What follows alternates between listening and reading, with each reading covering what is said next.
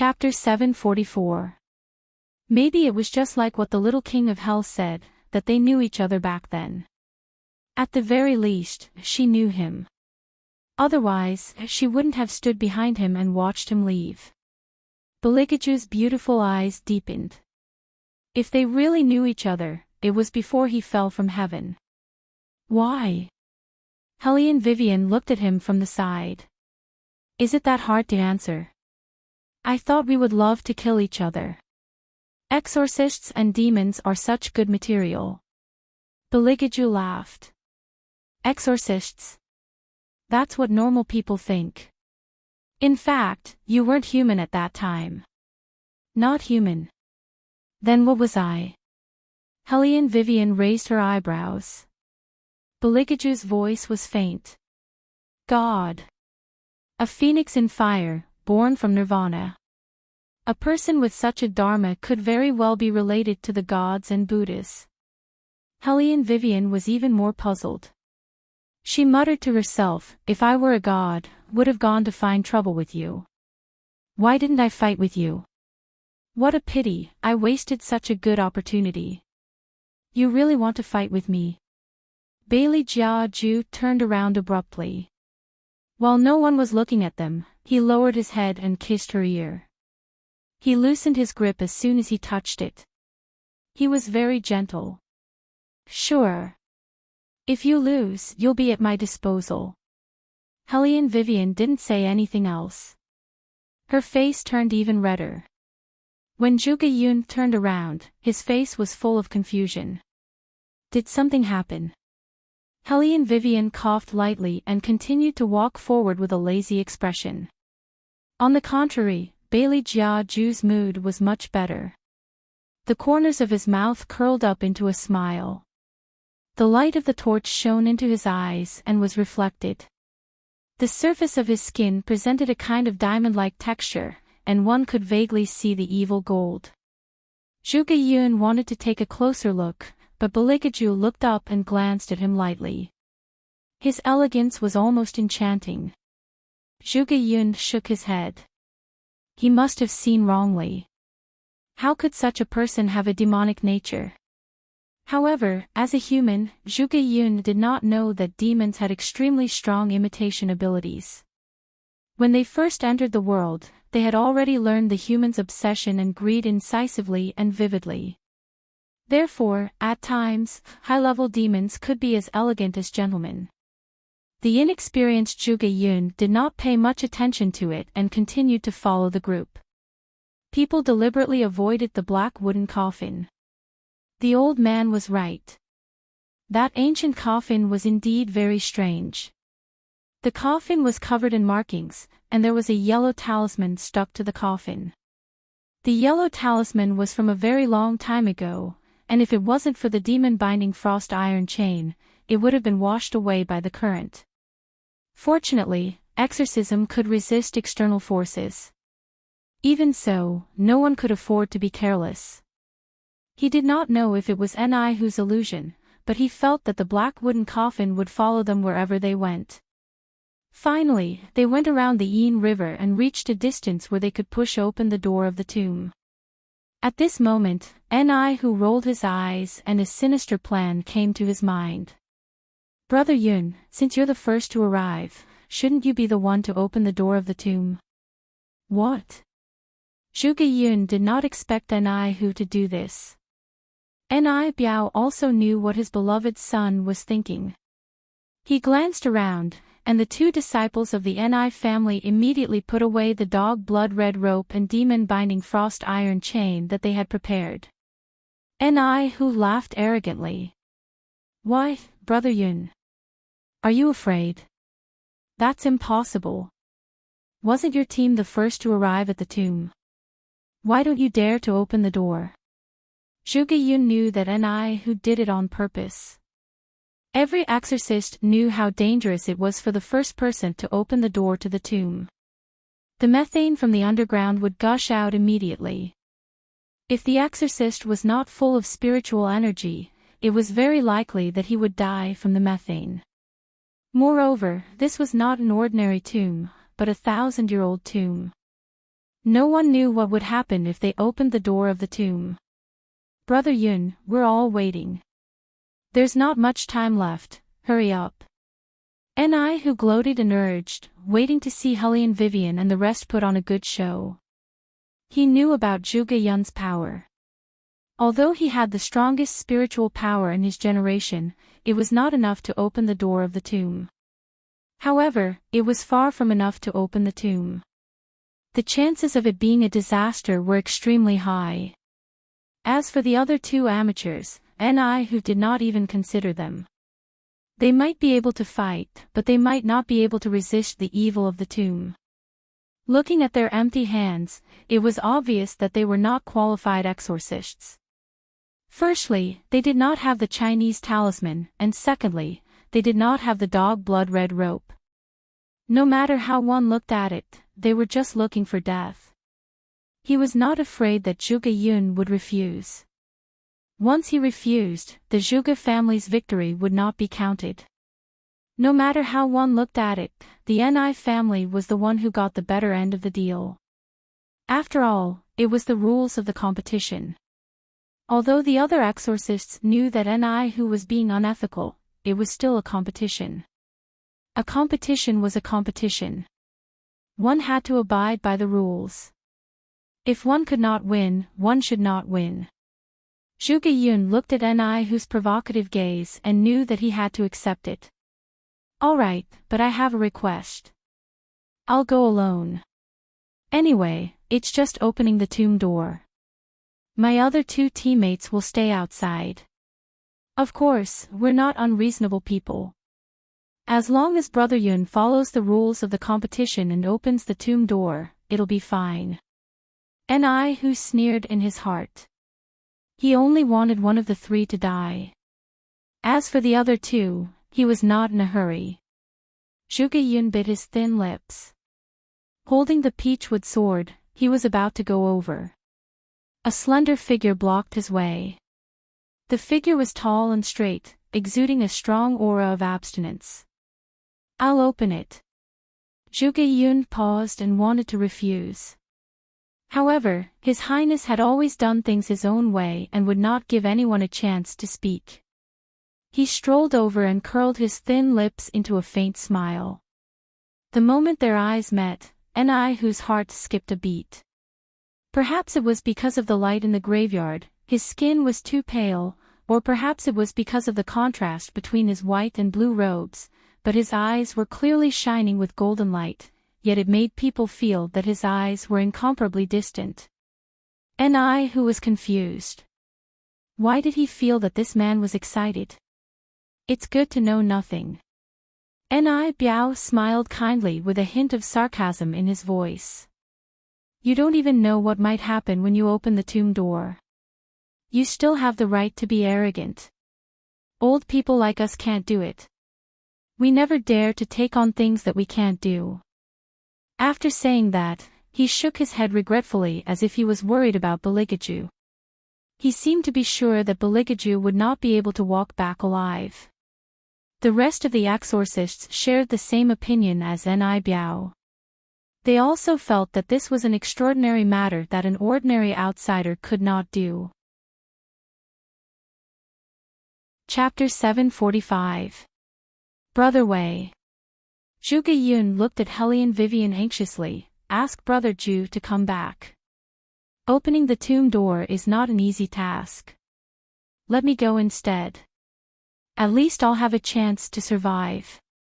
Hellion Vivian smiled, Young Master Yun, you have to learn to trust your teammates. Zhuge Yun did not know what to say. Not only did he trust him, but he was also afraid of Brother Ju. Otherwise, he would not have asked Brother Wei to persuade him. It's all right. Hellion Vivian patted the young man's shoulder, it's just opening a door. Zhuge Yun wanted to roar.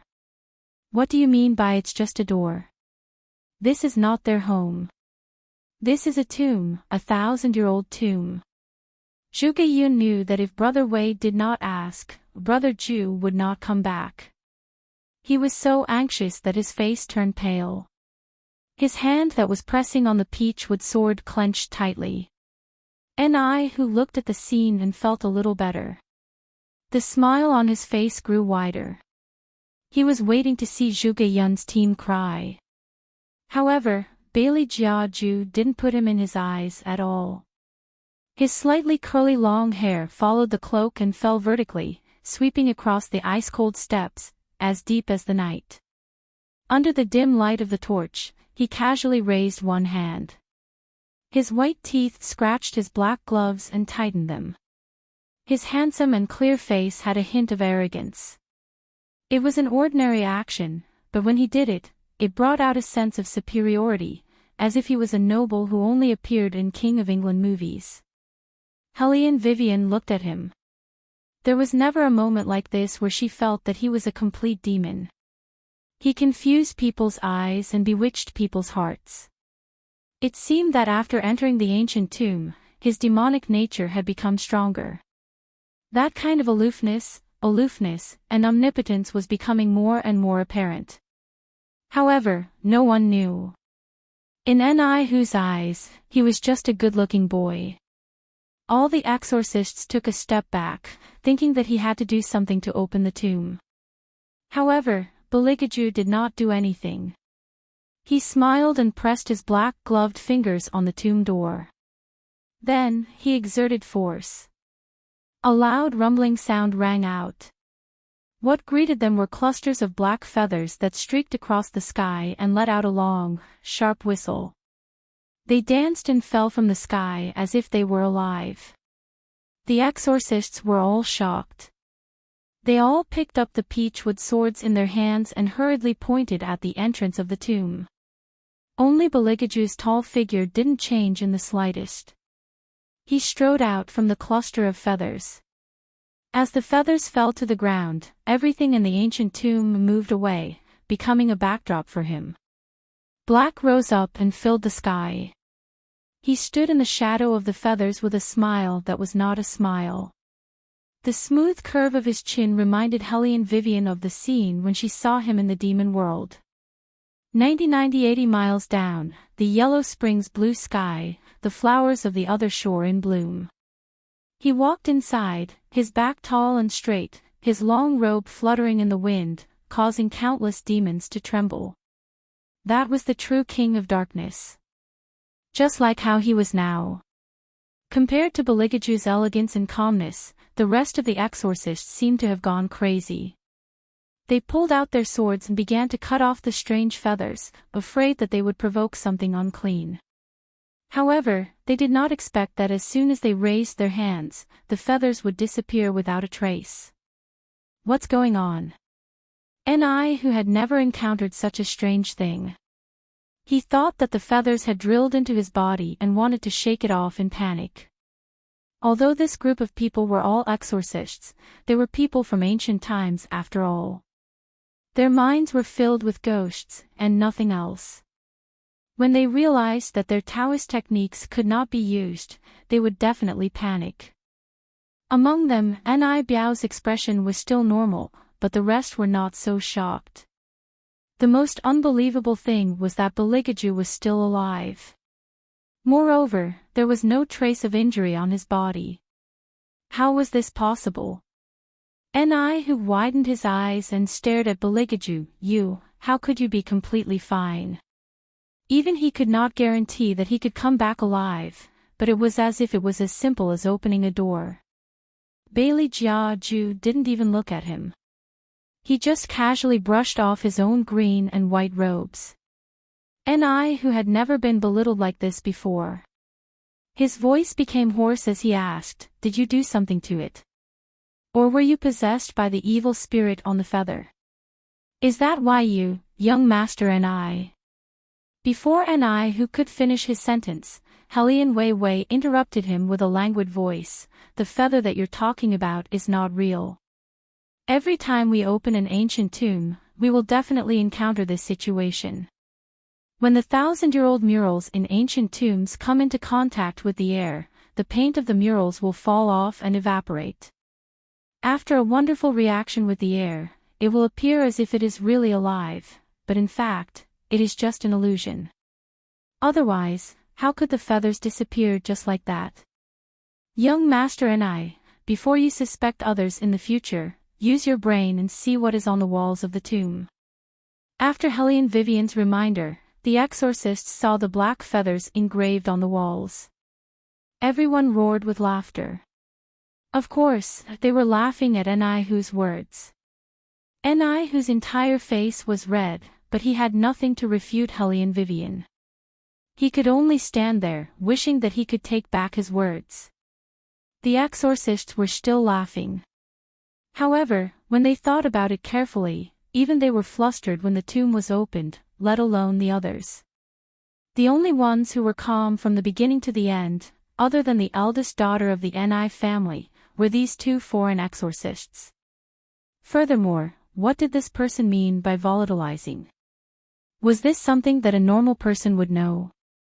What was even more unexpected was that the Guando elder actually agreed, this young master is right, the illusion during the tomb opening is occasionally encountered when we rob tombs. If the other party had not mentioned it, he would have forgotten about it. He was really ashamed, he was not a competent Guando elder at all. Thinking of this, the Guando elder turned around and said to the group, with this young master here, there is no need for me to follow. He knows more than me, and the one who opened the tomb door is fearless. I have never seen such a person before, I really admire him. You flatter me, I only know a little, it is better to have an elder with me. Helene Vivian had always been polite, she lowered her head to the Guando elder in a manner that was neither servile nor overbearing. The Guando elder was a little dazed at that moment, similar, too similar. Chapter 746. At this time, the exorcists who heard the old man's words began to discuss, Zhuge Yun's family is really amazing this time. I thought they were lucky to be the first to arrive, but now it seems that their ability is on par with the Ni family. This is too shocking. Who said otherwise? Even old Li acknowledged them. The exorcists' voices were getting louder and louder. Ni felt extremely unbalanced when he heard that. Thinking about the laughter he received just now, and then looking at the people around him who were treating Zhuge Yun and the rest as heroes, a strong sense of unwillingness rushed into his mind. Isn't it just opening a tomb door? What's so great about it? Ni said as he took a step forward with the servant beside him, any disciple of the Ni family can do it. You. Zhuge Yun was so angry that he wanted to walk over, but Helene Vivian blocked his way. Zhuge Yun turned around in confusion. Helene Vivian smiled with a hint of meaning, let them go. Why? They were the ones who opened the tomb door first. Zhuge Yun was even more confused. He raised his hand and scratched the back of his head. Ni swaggered forward. The two disciples of the Ni family on his left and right thought that nothing was going on. Without thinking, they pushed the remaining half of the door to the side. Ni was still smiling. His eyes were full of contempt when he looked at Helene Vivian and the rest. What he did not expect was that in the next second, the two Ni family disciples in front of him seemed to have been bewitched, as they fell forward in a daze. There was an indescribable eerie smile on their faces, as if they had seen something before they died. In just a moment, Ni's expression changed. Even his legs were trembling because if it were not for the two disciples in front of him, the one who would be dead now would be him. The fear that he had never felt before was like an invisible hand that firmly grasped Ni's heart.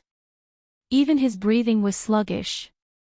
The other exorcists also froze in their actions at that moment.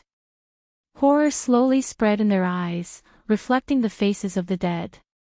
Ni Biao reacted the fastest. He pulled Ni back, worried that something might happen to his beloved son. There was a deathly silence at the scene. No one had expected that a moment ago, they were still chatting, and the next moment, such a situation would occur. What made them most uneasy was that there were no signs at all. Whether it was a vengeful spirit or a ghost, they didn't even see it. They just pushed open the door of the tomb, and 2 people died for no reason. The exorcists all had different expressions on their faces. A tense atmosphere quietly spread among the crowd. "We'd better be careful." Someone reminded him, "The mausoleum is a 1,000-year-old tomb. It's different from the usual tombs. It's best not to rashly move forward." Obviously, this sentence was directed at the young master of the Ni family, who wanted to show off.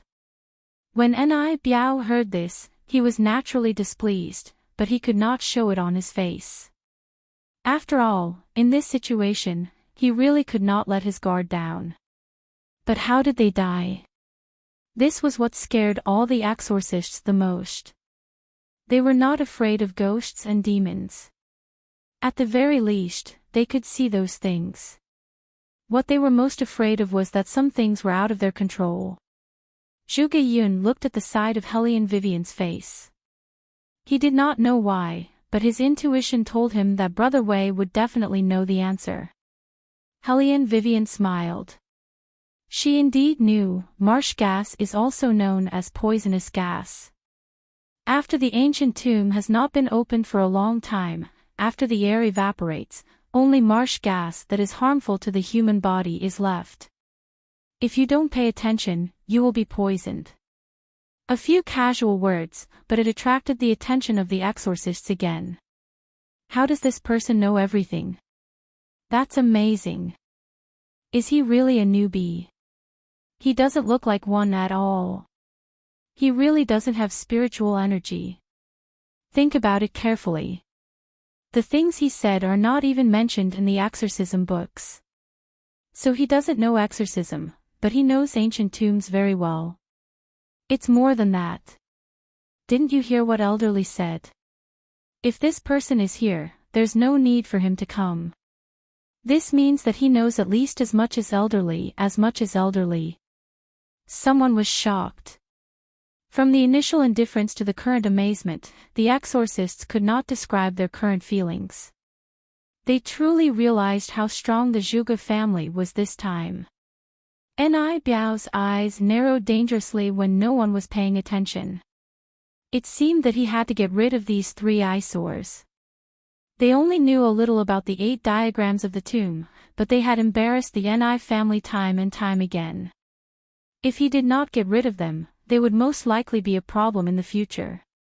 He would not let go of any obstacles that blocked his way.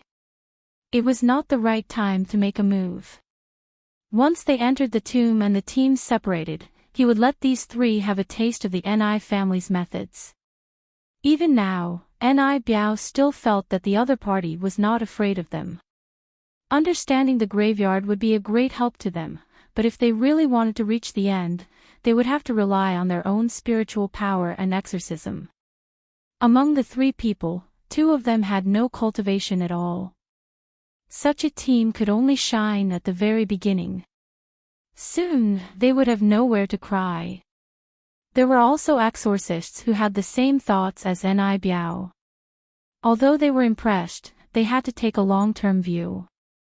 Therefore, they did not participate in the discussion. They just looked at the absent-minded Elder Guan Do and asked, "Elderly, can we go forward now?" Elderly finally came back to his senses and said, "Yes, we can go now. Keep your eyes open." Okay. Even without Senior Lee's reminder, everyone's attention was raised. They were highly concentrated and didn't dare to be distracted. They stepped forward, deliberately bypassed the corpses lying on the ground, and walked into the tomb door one by one. The cemetery was very spacious. It was so magnificent that it was like an underground palace. Even the ground under their feet was made of stone, not to mention those statues.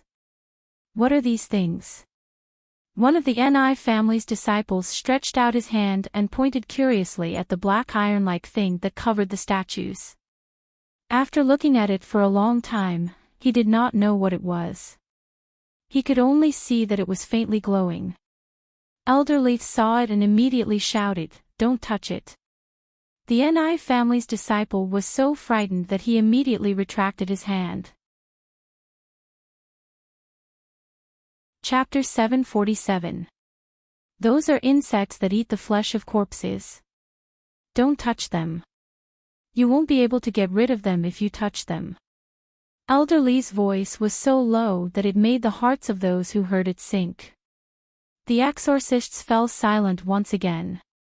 Ni Fong, the eldest daughter of the Ni family, who had been silent all this while, suddenly spoke with a gentle voice. Are you talking about corpse puppets, Elder Lee? That's right. Elder Lee turned around as if he had seen the light at the end of the tunnel. I didn't expect Miss Ni to know about corpse puppets. You're really knowledgeable. Ni Fong smiled gently. The translucent white veil on her face accentuated her ethereal beauty. It's nothing. As an exorcist, it's normal for me to know about this. Elder Lee knew that she was being modest. Looking at the exorcist's reactions, he knew that corpse puppets would not be born in normal tombs. Firstly, the tombs were not deep enough, and secondly, they had not been there for long enough. Only those who frequently raided tombs would have come into contact with corpse puppets. She must be extraordinary to know about this. Elder Lee's initial suspicion was dispelled once again. He must have robbed too many tombs to have an illusion that he should not have. The real reincarnation of the Phoenix Girl was right in front of him, but he felt that the handsome and clean young man was his savior in his dreams. Indeed, he was old and his mind was muddled. Elder Lee shook his head and did not say anything. Instead, he took a step forward and raised the torch in his hand to illuminate the path ahead, leaving behind a group of exorcists who were worshipping an iPhone. You're indeed the Phoenix Girl. You even know about this. If we can get the Sarira this time, my team will be convinced even if we lose. If we can be defeated by Miss Ni, this trip will not be in vain. Seeing this, Ni, whose pale face immediately broke into a smile. He glanced at Helly and Vivian and the rest and said slowly, my sister has always been knowledgeable and low-key, unlike some people who only know a little and insist on showing it. I'm afraid they're just talking. When they really encounter something later, they'll be scared out of their wits. Take corpse puppets as an example. Some people are still having a headache over how to deal with them. Everyone could tell who he was referring to. The exorcists had to admit that Ni whose words made sense. After all, it was only because of the environment of the ancient tomb that Zhuge Yun's group seemed to be very powerful. In fact, no one had seen them fight with their own eyes. However, Helly and Vivian and her team did not take Ni whose provocation seriously, especially His Highness. Wherever he looked, there was only Helly and Vivian and Helly and Vivian. To him, other humans were just dispensable food. He did not even bother to destroy their souls because they did not smell fresh. Helly and Vivian didn't understand why His Highness' expression looked like a cat that was picky about its food. She just felt that his noble, elegant, and disdainful arrogance was very much like him when he was young. His cute little highness, she really wanted to hold him in her hand and pinch him. Helly and Vivian thought so and did as she was told. Beligaju was a little confused by her pinch. He raised his thick eyebrows and said wickedly, do you want me to help you remove your claws again? Helly and Vivian's bright and clear eyes had a perfect smile. She said in a roguish manner, no, I want to kiss you. Unfortunately, there are people around. Anyway, she knew that His Highness did not like to be watched, so she did not have to worry about him sneaking up on her. Naturally, she would tease him freely. You seem to be very proud of yourself. Beligaju smiled. His voice was so low that it was sexy. Aha! Helly and Vivian continued to walk forward in a good mood. She was sure that he would not have a chance to do anything to her. She found the fun of teasing His Highness again. Bailey Jiaju also didn't stop her, only slightly leaned his body forward a bit. From the side angle, it looked extremely natural, but in reality, he was already very close to Wei Wei. His long and thick eyelashes followed his movements, forming a shadow, brimming with bewitchment. Wait until there's no one else, then this highness will fulfill your wish. Helene Vivian suddenly froze. Wasn't she the one who was teasing him? Why did it seem to be the opposite in the end? And she knew that his highness had always been a man of his words, ahem. Helene Vivian lowered her voice and said in a tone that only the two of them could hear, actually, this kind of thing doesn't have to be done. How can I do that? I am a demon raised by my master. Belikaju's voice slowly rose. His whole body was full of asceticism. Of course I have to satisfy all of my master's needs at all times. Helene Vivian. So, it had to be done. No, that was not right. In any case, young Master Yun would always be with them. His Highness might not have a chance to make a move. Imperial Mother still believes in Imperial Father's character too much. The smaller fetus heard the noise outside and slowly woke up. There was a smile in his weak voice. The bigger fetus reached out to protect the smaller fetus. He asked in a cool and gentle voice, "Does Imperial Father have any character?" The smaller fetus, Big Brother, really did not like Imperial Father. He had already started to criticize him. Compared to the happy family of four, the others were like headless flies. They stood in place, not knowing which path to take. Because they found 4 entrances in the surroundings. There was a stone sculpture in each of the 4 directions. They were all big monsters that ran rampant in the world. It seemed that choosing any one of them would not end well. However, at this moment, someone suddenly shouted, "Where are Filial Son and Guizi?"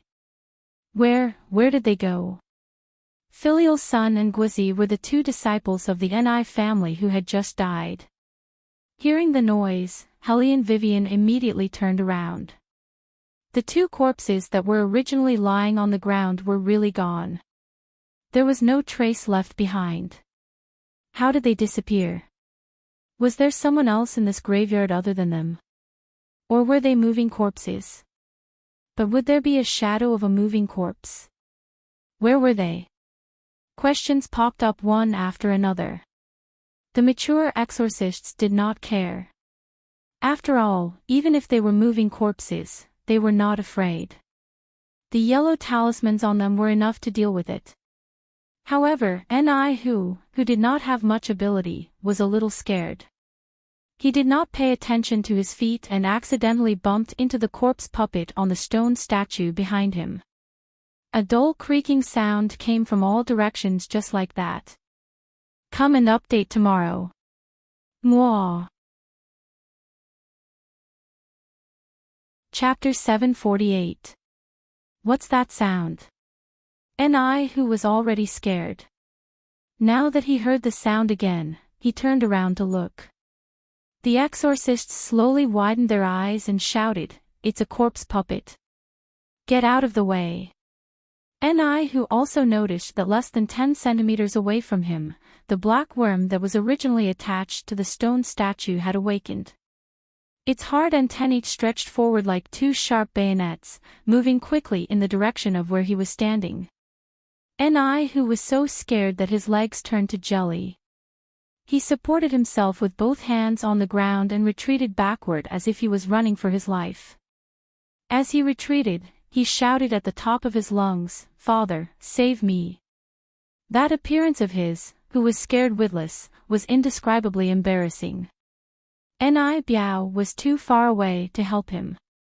The exorcists closest to Ni who could not care less about winning or losing. They could not just watch Ni who die. He threw the dog blood-red rope in his hand forward and lifted him up. With a tug, he was finally able to avoid the danger of having his stomach ripped open by the corpse puppet.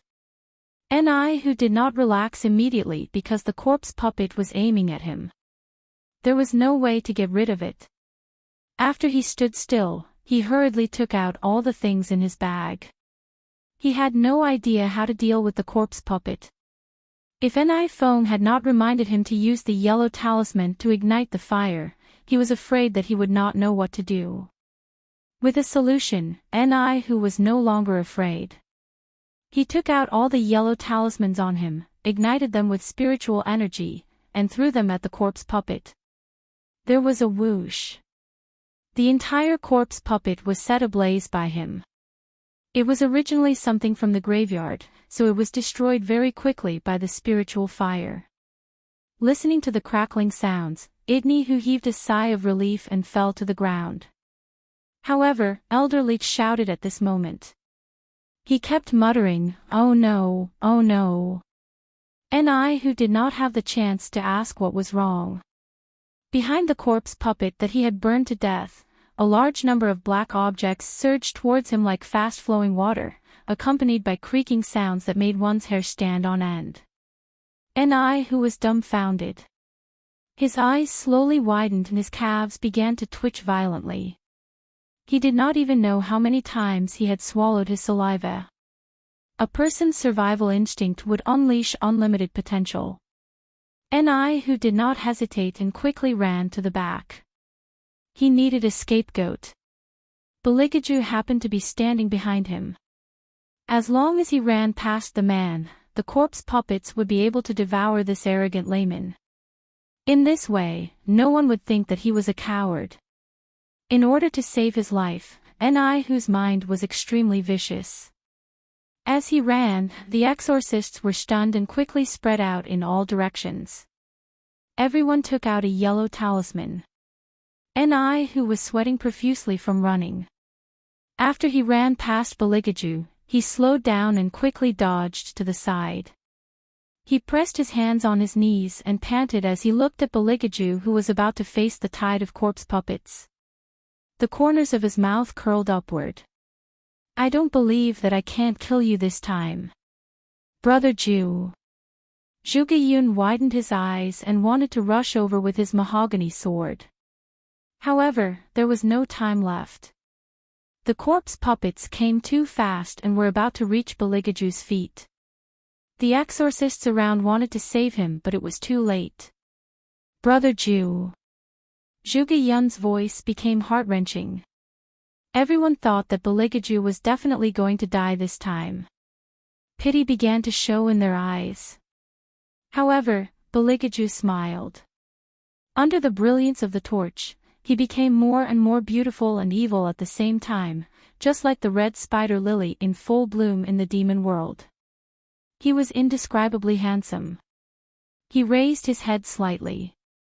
The lines of his jawbone were like a quiet and secluded bay, so cold and noble that people could not take their eyes off him.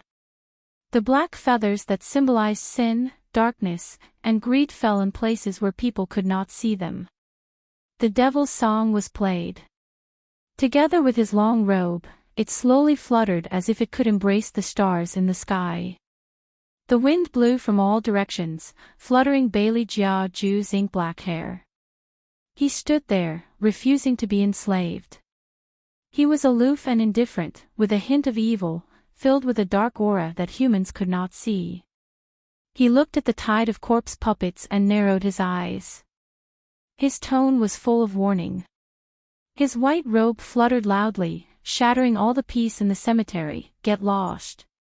With just one word, all the exorcists saw the most incredible scene. The zombie corpses that were wildly extending their tentacles actually stopped their attack. It was as if they had encountered some kind of obstacle. They began to retreat in all directions, but they did not dare to move toward Bailey Jiaju. The exorcists were stunned. They felt like they were dreaming. How much spiritual power did he have to be able to win without a fight? He did not even have to move, yet he was able to tame all the corpse puppets. It can't be. How is that possible? Did he do anything just now? No, he only said, "Get lost." Zhuge-Yun tugged Hellion Vivian's sleeve excitedly. "Brother Wei, did you see that?" Brother Ju only said, "Get lost," and those corpse puppets seemed to have understood his words. They were so scared that they all ran away. Hellion Vivian touched the bridge of her nose. She thought to herself, when we were at the Zonghai waterfall, he only said, "Get lost," to the so-called big demon, and it was already so scared. Poor demon, it must still be submerged in the water, not daring to show its head. Helene Vivian had to admit that she understood the demon's feelings very well. However, it did not show its head now, not only because it was scared, but also because it was dressing up. That's right, dressing up. A demon that did not look like a human was looking at itself in a bronze mirror underwater, thinking that it was going to see its king again. The excitement in its heart was absolutely indescribable. As long as its king did not turn it into ashes, it would accept any punishment. The demon nodded at itself in the mirror, sincerely thinking that it was adorable. However, it did not know that the corpse puppets in the graveyard had not even figured out the identity of the man standing in front of them. Their internal organs were already hurting from the pressure of the demon's aura. Aren't they all humans? Why is there a fake one? The corpse puppets ran away in panic as if they were facing a great enemy. They huddled back in the same way they came out. Their movements were neat, and their steps were standard. They were afraid that if they were too late, they would be crushed by the man's foot. Oh my God, it's too scary. Helene Vivian also felt that His Highness's attack on the demons was so strong that it was almost inhumane. Thinking about it, little Zhuge Yun was already in position. You should at least wait for him to raise his sword and kill a corpse puppet before telling them to get lost. Chapter 749. Before they even started, the other side had already ended. This saying was very suitable for the Ni family. Initially, they were prepared to show off their skills after the zombie had swept past them. Be it the disciples of the Ni family or Ni Biao himself, they did not expect such a shocking scene to happen. Ni Hu stood on the spot and muttered to himself, "This is impossible. How is this possible?" Even Old Li was dumbfounded. He had lived for more than half of his life and had raided many tombs, but he had never seen anyone who could make the zombie obediently give way with just the word scram. This was simply amazing. Beligaju did not think much of it and just strolled toward Helene Vivian. His slender hands were not stained with any dust, and his sleeves and collar were exquisite and elegant, which set off his tall and straight body vividly. Compared to Beligaju's almost elegant posture, Ni Hu's performance just now was not even passable. It was fine if he did not shout, but once he did, the other teams of exorcists all looked at him with obvious mockery in their eyes. Before the zombie had awakened, Ni Hu's words were still vivid in his mind. Relying on the fact that his sister was the reincarnation of the Phoenix girl, he looked down on everyone. He said things like, "My sister has always been knowledgeable and low-key, unlike some people who only know a little and insist on showing it. I'm afraid they're just talking. When they really encounter something later, who knows how scared they'll be. Take these corpse puppets for example. Some people are probably still having a headache over how to deal with them. And the result? He was the one who only knew how to talk, but he was the one who was scared out of his wits." After this incident, the other exorcists had seen through Ni Hu. Basically, no one would believe anything he said anymore, and they all looked at him with disdain. Ni Hu opened his mouth and swallowed the words that he wanted to say. He also realized the situation he was in, and an awkward expression appeared on his face. Ni Biao's eyes were extremely gloomy. Obviously, Bailey Jiaju's valiant ability had exceeded his expectations. If they didn't get rid of Zhuge Yun's team now, when they got the Saraira, it would be troublesome as to how to split it. It seemed that he had no choice but to use some tricks. Thinking of this, Ni Biao's eyes flickered. He winked at one of the deputies who was lurking in another team. The deputy immediately understood and nodded slightly. Even so, the Ni family's image was greatly tarnished in front of the exorcists. On the contrary, the Zhuge family's performance had left them speechless. Thinking about it carefully, Zhuge Yun didn't do anything. On the contrary, the two so-called exorcist laymen, one was proficient in ancient tombs, and the other was powerful. The combination of these two people could be called perfect. Young Master Yun, where did you find this expert? He's too powerful. Is he a bounty exorcist? It should be very expensive, right? Facing the envious questions of the people, Zhuge Yun was somewhat at a loss for words. He touched his head and felt that it was difficult to answer because until now, other than the names of his two benefactors, he didn't even know where they came from. Beligaju's performance not only attracted the attention of the exorcists, but also attracted Ni Feng's attention. In fact, she had noticed this man long ago. She had seen so many exorcists, but she had never seen one like this person, who was so handsome and powerful that it made her heart flutter. Thinking of this, Ni Feng's face, which was covered by a white veil, could not help but feel a little hot. If she could team up with this man, she would be able to find the Sarira faster. Unfortunately, he was not in the Ni family's team. But it didn't matter, she would spare his life when the time came. As for the others, especially the one who always stood by her side and showed off his knowledge, she would kill all of them who deserved to be killed. Alright, now we have to choose one of the four paths. Which one do you think is better? Old Li turned around and asked the exorcists behind him. How would they know? They looked at each other, and there was no consensus on what to say. Zhuge Yun felt that it was safest to ask the person standing beside him for this kind of question, so he lowered his voice and asked, Brother Wei, which one do you think is better? South. Hellion Vivian answered with certainty, and her voice was very soft. Unless it was someone who was very close to them, the other exorcists would not be able to hear it at all. Zhuge Yun was puzzled. Why? Everyone was puzzled. How could she be so sure? Hellion Vivian looked indifferent. There is no why, it's just a general reasoning. The place with the most corpse puppets would definitely be the burial area with the most corpses. Basically, they are all maids and the like. There would not be a main coffin in such a place. Think about it, which king would be willing to sleep with so many people? The closest coffin to him would at most have 1 or 2 corpses, so it would definitely not be the East Gate. What about the West and North Gates? Why not?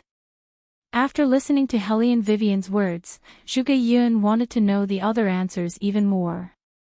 Hellion Vivian pointed at the place where the people had just died. This is the closest to the West Gate. When we were studying the statue, the West Gate was the only blind spot, so it is very likely that the 2 disciples of the Ni family ran in this direction after they came back to life. How can a living person walk in a dead person's door? As for why it's not the North Gate, in terms of feng shui, no one would like to face the north after they died. You should know. Zhuge Yun wanted to cry, but no tears came out. Feng shui did mention that the north was ominous, so coffins should not be placed there. However, he had long forgotten about it. Moreover, she could still remember feng shui under such circumstances. He was really impressed. The main thing was that ordinary people would not be able to see the whole picture, and even notice the blind spot. Even he himself wanted to ask, where did he find these 2 people? Too awesome. Just as Zhuge Yun's blood was boiling, the eldest daughter of the Ni family, who was standing a few steps behind him, suddenly opened her mouth. There was a comforting gentleness in her voice. It's better to go through the south gate. Zhuge Yun was shocked. He turned around abruptly and looked at Ni Feng. Although he did not want to admit it, the eldest daughter of the Ni family was indeed capable. Zhuge Yun thought silently and was about to express his respect to Ni Feng. Just then, he heard Elderly ask why. Ni Feng coughed softly a few times, as if she was thinking carefully, then she said her answer, because there will be a lot of corpses in a place with a lot of corpse puppets. Chapter 750. A place like this should be a burial place for maids and servants. There would not be a main coffin. No king would be willing to sleep with so many people. There would only be 1 or 2 coffins and corpses closest to him, so it definitely wouldn't be the East Gate. Zhuge Yun listened to Ni Feng's explanation. It was 90% similar to Brother Wei's explanation. At first, he thought it was just a coincidence. In the end, when Ni Feng explained why she did not choose the West Gate, she used the words blind spot. Zhuge Yun's eyes widened in shock. This is clearly what Brother Wei said just now. No matter how young Zhuge Yun was, he was not stupid to the point where he could not see the current situation. Ni Feng knew why the South Gate was a good choice because she eavesdropped on his conversation with Brother Wei. In other words, she stole Brother Wei's explanation. Zhuge Yun was so angry that his eyes turned red. He wanted to rush forward and confront Ni Feng, but was stopped by Hellion Vivian. Brother Wei, why are you stopping me? Zhuge Yun gritted his teeth in annoyance. You heard what Ni Feng said. She only knew the answer because she eavesdropped on our conversation. Now she thinks that she came up with it herself. She's so shameless. Hellion Vivian calmly said, if you rush out like this, what evidence do you have to prove that she was eavesdropping and not thinking of it herself? Zhuge Yun was stunned. Yes, what evidence do I have? This kind of thing belongs to whoever says it first. The light in Hellion Wei's eyes was very faint, and there was even a hint of a smile at the corner of her mouth. Ni Feng is so unscrupulous because she knows this. Look at everyone's expressions, it's obvious that they already believe Ni Feng's words. If you argue now, it will make people think that I'm stealing the credit.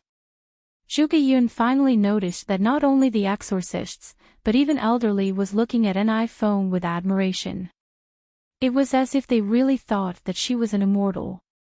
This kind of woman is definitely not the reincarnation of the Phoenix Girl. Zhuge Yun said angrily, the exorcist that I want to see is definitely not like her.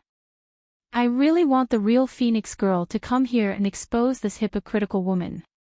Hellion Vivian coughed softly, reached out and patted him on the shoulder. She smiled meaningfully, maybe your wish can come true. How is that possible? Zhuge Yun laughed bitterly and glared fiercely at Ni Feng. Ni Feng, on the other hand, was as gentle as ever. It was as if she was the one who came up with those reasons and it had nothing to do with anyone else. Ni Hu and Ni Biao naturally felt the same way. No matter how powerful the others were, they had the reincarnation of the Phoenix Girl in their family. Hellion Vivian narrowed her eyes as she watched this scene. She began to seriously consider whether she should fulfill Zhuge Yun's wish. Of course. The bigger fetus waved his little hand and said arrogantly, Mother, that woman who impersonated you is too disgusting. Just looking at her will affect my appetite. The smaller fetus opened his eyes weakly and looked at his older brother enviously. His older brother was always full of energy, unlike him. He could not help his mother at all. When he got out, he must work harder. The bigger fetus did not know what the smaller fetus was thinking, but he did not forget to take care of him when he moved, acting like a good older brother. In the graveyard, the large group entered from the south gate. It was a peaceful journey and they did not encounter any danger.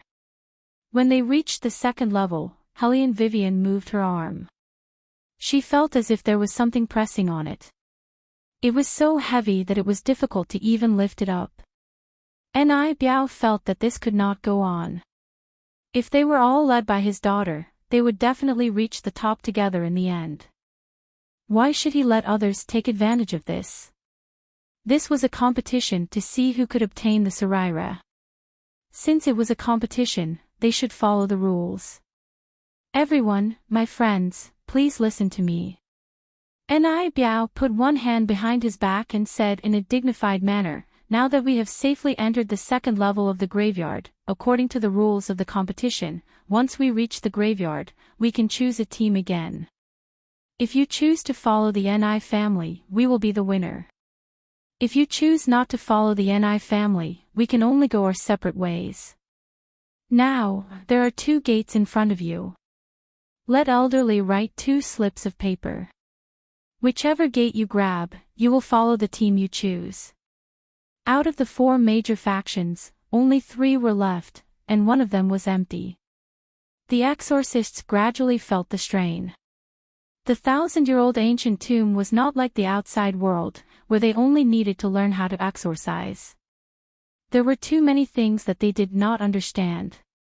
Obviously, if they followed the Ni family, everything would not be a problem anymore. Hence, the Ni family took 27 out of the 36 people in the team. Zhuge Yun and the rest were in the same faction and did not merge with the Ni family. Surprisingly, the 6 people in the other 2 teams chose to stand behind Hellion Vivian and the rest. Ni Biao sneered at this result. Those who did not choose the Ni family were just sending themselves to their deaths. They would definitely not be able to reach the main coffin. Zhuge Yun, on the other hand, was very excited. When they set off, there were only 3 of them, but now there were 9 of them. The feeling was indescribable. Hellion Vivian and the rest were in the same group. Zhuge Yun was the one who grabbed the slips of paper, and they had to go through the left gate. The 9 of them walked in one after another. They did not encounter anything bad. It was too peaceful along the way. They did not even hear a sound when they walked down. This made them even more worried. After walking for half an hour, there was still no end to the tunnel-like stone path in front of them. Hellion Vivian frowned. She reached out her hand and made a mark on the big stone before continuing to walk. This time was the same as the previous time. Nothing happened. However, Hellion Vivian's expression changed. She stopped and said faintly, "We don't have to walk anymore." What? Some of the exorcists asked in confusion. Some of the exorcists understood, "We really don't have to walk anymore. We've been walking in circles." In the beginning, it was too peaceful. This calmness made them let down their guard. Coupled with the physical and mental fatigue, they forgot to make a mark. When they saw Hellion Vivian making a mark, they suddenly realized. Their backs were drenched in cold sweat, and they lowered their voices. "We might have encountered a ghost wall." Chapter 751. What? Ghost hitting the wall? Why didn't you say so earlier? The other exorcists shouted. That person said in a hoarse voice, "I just realized it too." Keep your voices down. Take out your yellow talismans and turn 3 times on the spot before moving forward. Ghost hitting the wall was not something difficult to deal with. However, the scary part was that if they could not overcome this obstacle, they would be stuck here forever. Even if they walked for a year, they would not be able to make any progress. Fortunately, they were exorcists and knew how to deal with this kind of situation. Everyone quickly opened their bags and prepared to cast their spells. Only then did they realize that the yellow talismans in their bags were all gone. How did this happen? Where are my yellow talismans? Mine is gone too. Look again. Still nothing. Zhuge Yun raised his head. The tip of his nose was dripping with sweat. The situation was very obvious. Someone had done something to them and took away their yellow talismans. Who is it? Why would he do this? Zhuge Yun slammed the ground. Hellion Vivian was not too surprised. Since this is a competition, there will be many underhanded methods. Young Master Yun, you have to get used to this kind of thing. Me. Zhuge Yun had always been calm and had never thought of harming anyone. Although he knew that the competition was not a simple matter, at least no one would be so despicable as to take away all the talismans in the graveyard. This simply meant that they wanted to take their lives. Hellion Vivian looked around and stood up. She patted the dust off her hands. When we set off, there were 9 of us. Now there are only 8 of us left. That person must have sensed that something was wrong and slipped away in advance. It seems like he was prepared. The exorcists vaguely knew who was the culprit. Other than the Ni family, it was the Lin family. There were only these two families who did not want the Zhuge family to win. Usually, it was the order of the head of the family who could be so ruthless. If the culprit was the Ni family, then this matter was too terrifying.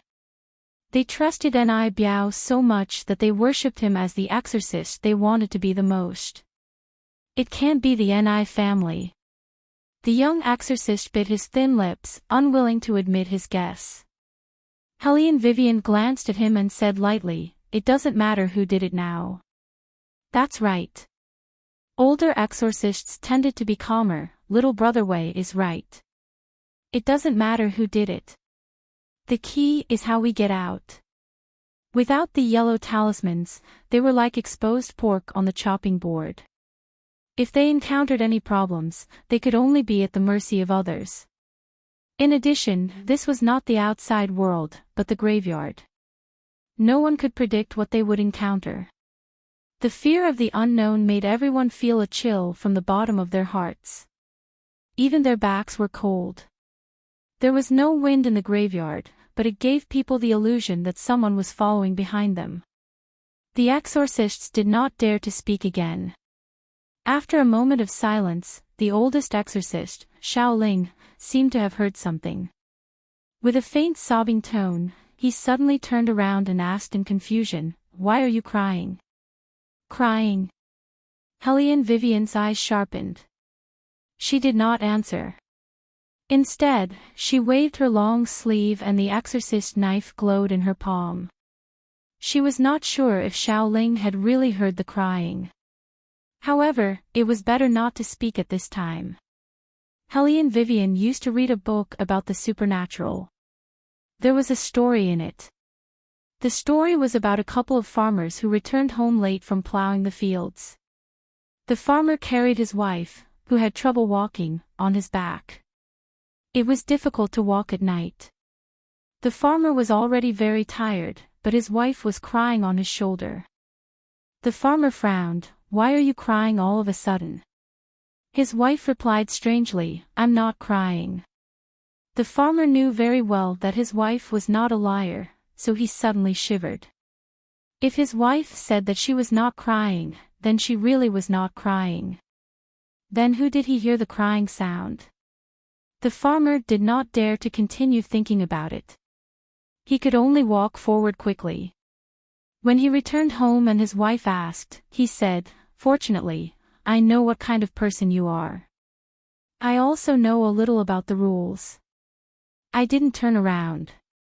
Otherwise, I'm afraid the two of us wouldn't be able to come back." The farmer was right. When walking at night, the most taboo thing to do was to turn around and look. A person only had 3 protective lamps. One was on the left, one was on the right, and one was behind them. Obviously, the lamp behind Xiao Ling had gone out. The crying sound became louder and louder. When Xiao Ling saw that Helene Vivian was not speaking, he seemed to have understood something. He did not dare to ask any more questions. Cold sweat slid down his forehead. His face was pale. As soon as he raised his eyes, he saw a black shadow standing not far away. His pupils shrank as he asked, What is that?"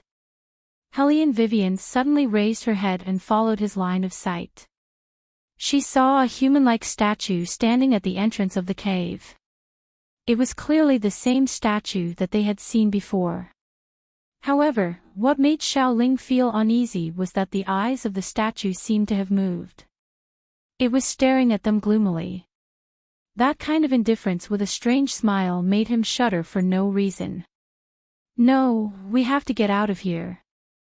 Xiao Ling retreated in a panic. It was as if he had encountered a scourge. No matter how others shouted at him, he would only repeat this sentence. However, in the eyes of others, the statue was no different from before. Helene Vivian looked at Xiao Ling's appearance and frowned. She said to Zhuge Yun, "Give me the water bottle." "Okay." Zhuge Yun immediately took the water bottle and handed it over. Hellion Vivian opened the water bottle with her teeth and splashed a wave of cold water on Xiaoling's face. Xiaoling was stunned by the water. Only then did he wake up. There were still water droplets on his face. He looked at Hellion Vivian, who had retracted her hand.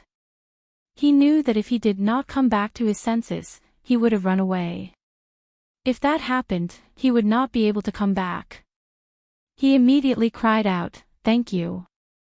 Sob, sob, sob. "Thank you. It's nothing." Hellion Vivian smiled faintly and patted his shoulder. She knew that he was still a young child. It was probably his first time facing such a situation.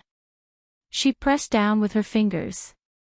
With the power to calm people down, she said, "Calm down. Don't panic. If someone calls you, don't just say yes." Xiaoling nodded. At that moment, he did not know why, but there was only trust left in his heart. He trusted the person in front of him more than he trusted the Jiang family. He believed that the person in front of him would lead them out of this damned place unscathed. However, the other exorcists did not have much confidence. They pulled their hair irritably and said, "How are we going to leave without the Chinese talisman?" Chapter 752. This was indeed the key problem that they were currently facing. Everyone knew that they needed yellow talismans to break the ghost hits the wall. Without yellow talismans, they could only be trapped here. However, what had just happened to Yiling had already indicated how dangerous it would be to stay in one place. If they didn't leave now, they would be in trouble. Zhuge Yun's heart was also clear. He anxiously looked at Hellion Vivian and asked, "Brother Wei, do you have any ideas?" Hearing this, the other exorcists also subconsciously looked at Hellion Vivian. Even they didn't know that they had unknowingly gained an unprecedented trust in Hellion Vivian. Hellion Vivian thought for a moment and said, "Let's close our eyes and try walking." Close our eyes and walk. Wouldn't that be more dangerous? The exorcists didn't doubt Hellion Vivian's ability. However, was it really suitable to walk backwards in this situation? Hellion Vivian smiled and said, "In the past, when the officials were robbing tombs, there was a rule. When opening the coffin, one had to enter with their face turned away. When entering the tomb and feeling uncertain about the direction, one had to close their eyes." Ghost hits the wall is a ghost that disrupts a person's judgment through the vibration of their brain magnetic waves. That's why they lose their sense of direction. After all, ghosts are otherworldly items. All of you are exorcists and have spiritual energy in your body. If they want to harm people, they have to use a medium to do so. Using the vibration of their brain waves to create illusions is the most effective way to kill people. For example, Yiling. If we walk with our eyes closed, as humans, we will lose our sense of judgment. Without our sense of judgment, the ghosts won't be able to do anything. Naturally, we will be able to walk out of this predicament. Yiling was stunned. He never thought that evil ghosts would have so many tricks to harm people. What was the vibration of their brain magnetic waves? He didn't understand at all. He only felt that the person in front of him was very powerful. "Brother Wei, you know a lot. Where did you learn all these things?" After seeing all this, the exorcists couldn't help but be amazed. They had been exorcising demons for so many years, but they had never heard of brainwaves. But when they thought about it carefully, evil spirits followed the same pattern of harming people. Hellion Vivian touched the bridge of her nose and smiled silently. She couldn't say that she was more interested in this field in the 21st century and read more movies and novels. "Then let's go now." Yiling was the first to support Hellion Vivian. As a loyal follower of Hellion Vivian, Zhuge Yun had long admired Hellion Vivian. "Don't worry. The graveyard is dangerous after all. Let's make some preparations." There was a hint of a smile in Hellion Wei Wei's voice. She looked indolent, as if she would be able to solve any problem in front of her. This is a cemetery. The yin qi is too strong. We need to expand our yang qi. There are 7 of us in total. To prevent us from getting separated, I will tie a red string around everyone's left wrist. As Hellion Vivian spoke, she took out a red string that was more than 100 meters long from Zhuge Yun's bag. The red string had been soaked in pure yang dog blood. Since ancient times, pure yang dog blood had been a sacred item to exorcise evil spirits. As long as the head and tail were not cut off, the rest of the people would be able to avoid danger even if they encountered evil spirits. Zhuge Yun naturally knew about this formation. He didn't expect that the other party would be so adaptable and use such a formation here. However, he said, "Brother Wei, did you count the wrong people? There are clearly 8 of us." When Hellion Vivian heard this, she turned around and looked at Beligaju. His Highness wasn't a human. He couldn't be counted. This formation could only be used by relying on a human's yang energy. Once His Highness entered, the formation would lose its effect. However, she couldn't reveal Beligaju's identity. She was thinking about how to answer Zhuge Yun, who had a righteous expression on his face. Then, she heard Beligaju's clear and noble voice slowly ring in her ears. He spoke very calmly, without the slightest hint of disharmony. "We still need one more person to bring up the rear. I'll bring up the rear. You guys go first." Hearing this, not only Zhuge Yun, but even the other exorcists looked at Beligaju with incomparable gratitude. "Brother Zhu. You're really too selfless and too kind. You're actually willing to go to this extent for us." Hellion Vivian was speechless. Selfless and kind. These 2 words didn't quite fit His Highness. Inexplicably, Hellion Vivian thought of the words that His Highness said to the hundreds of officials when they left the capital. She silently withdrew her gaze from His Highness and looked up at the top of the tomb. Only His Highness could buy people's hearts with just a lie. This kind of thing could only be done by His Highness. Father is pretending again. The bigger fetus snorted coldly. This group of humans actually believed him. Selfless and kind. Does Father even have these 2 things? It's more appropriate to say that he's selfish and ruthless. Stupid exorcists. The smaller fetus did not say anything. He only let out a long sigh in his heart. He continued to suck on his thumb and moved it silently. Big Brother had already scolded the people around him in order to slander Father.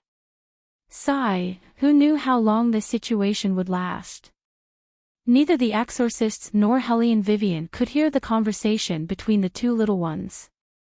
After everyone heard the solution, they began to tie the red string on their hands and close their eyes. Zhuge Yun was the first to take a step forward, followed by the others. It was very dark in the cemetery, and it was very deep. No one noticed that in the bottomless darkness, a huge black shadow with 8 legs was slowly wriggling. Its pair of demonic red eyes were filled with desire. What a fragrant soul. This smell is simply too wonderful. Oh, a baby that's about to be born. Its flesh must be very tender and delicious. The huge black shadow muttered to itself. Its voice was extremely gloomy as it said to itself, "But that man is indeed a little unfathomable. He actually made a large group of zombies run back. I can't just walk out like this. I must wait until that woman is alone before I slowly disembowel her. Although the waiting process is a little unbearable, it doesn't matter. Soon, I will be able to eat very soon. These humans are not united. I just need to wait." That's right. It only needed to wait a little longer, and they would have nowhere to go. The competition between humans was much scarier than the competition between demons. Especially in this cemetery, the emergence of evil thoughts would only cause this group of people to die faster. So, there was no need to rush. The delicious food was about to be delivered to its mouth. Ha ha ha. The black shadow laughed at itself. Bit by bit, it hid itself in the darkness again. Chapter 753. On the other side of the graveyard, the Ni family's army also encountered the ghost labyrinth. However, they all had Chinese talismans and were experienced exorcists, so they did not have to spend much effort to settle this matter. However, unlike Helly and Vivian, they did not discover it earlier. Ni Feng only noticed the abnormality when she was on her third lap. After hearing what she said, the others sighed again. They were all talking about how smart Ni Feng was. After hearing this, the smile on Ni Biao's face widened.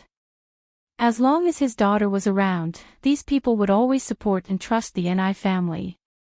In that case, whether it was the Saraira or the world, it was destined to belong to him. Just as Ni who was deep in thought, a figure approached him and said in a low voice, "Master, everything is settled. I've brought their Chinese talismans over. Those people should still be walking around in circles, unable to get out." Well done. Ni Biao's pent-up anger was finally appeased. His eyes were filled with malice. Losing the Chinese talisman in the graveyard meant that they were on the brink of death. Other things aside, they would be at a loss as to what to do with the ghost wall. They could only walk on this path endlessly until they died of exhaustion. They would not be able to reach the end of the path, or they would not know that the things in the graveyard would not wait for them to be tired. They would reach out from the ground and drag them into hell. As soon as he thought of this, Ni Biao could not suppress the smile on his face. One side of his mouth was curled up, while the other side was stiff like a corpse. His face was full of strangeness. He could not see his own expression, but the person standing in front of him was shocked. "Master, you just..." When the exorcist shouted, everyone jumped in fright and looked at them. Ni Biao frowned. "Why are you making such a fuss? Hurry up." The exorcists were stunned. Looking at their master who was no different from before, they could not help but shake their heads. Could it be that they were mistaken? "Father, what's wrong?" Ni Feng walked toward Ni Biao. The veil vaguely covered her face, and with the flickering torchlight, no one could see Ni Feng's face clearly. They would only think that she was weak and gentle. Her body was still full of spiritual aura. When she walked past, every exorcist could feel her gentleness. Ni Biao had always been very patient with his beloved daughter. He avoided the topic and said, "Nothing, it's just the people below who don't know the rules and like to make a fuss. Feng, you're not in good health, so don't worry about me. Even if it's for us to reach the main coffin sooner, we have to stop, understand?" Ni Biao's words were not for Ni Feng, but for the other exorcists. He wanted them to know that it was all because of his beloved daughter that they were able to get to where they were today. When Ni Feng heard him, she immediately coughed a few times and shook her hand. Her voice was soft and tired. "Cough, father, I'm fine. It's not safe in the cemetery, we should reach the main coffin as soon as possible. You're too considerate of the world." Ni Biao looked at Ni Feng kindly, his eyes full of sympathy. When Ni Feng spoke, even her breath was a little out of breath. "As the reincarnation of the Phoenix girl, this is what I should do." When the crowd saw this, they naturally worshipped the Ni family even more. Even the suspicion that they had just raised was dispelled. They could only praise Ni Feng for having a bodhisattva's heart. No one noticed that when Ni Feng lowered her head, her thin lips seemed to be moving, as if she was chewing something. At that moment, Ni Biao also felt a little tired. The sudden sleepiness made him shake his head. "Master." The exorcist sent by Ni Biao was still looking at him. Seeing that his eyes were a little dazed, he asked worriedly, "Are you okay?" Ni Biao came back to his senses and was a little more awake. I'm fine. But why did you shout so loudly just now? Was there something on my face? The exorcist hesitated for a moment and immediately shook his head. No, I saw wrongly. He couldn't possibly say that the master looked like he was possessed at that moment. That was completely impossible. The master's exorcism magic was the most powerful in Exorcist City. No ghost could get close to him. The exorcist thought that he must have been hallucinating. After all, it was easy to see wrongly after going around in circles.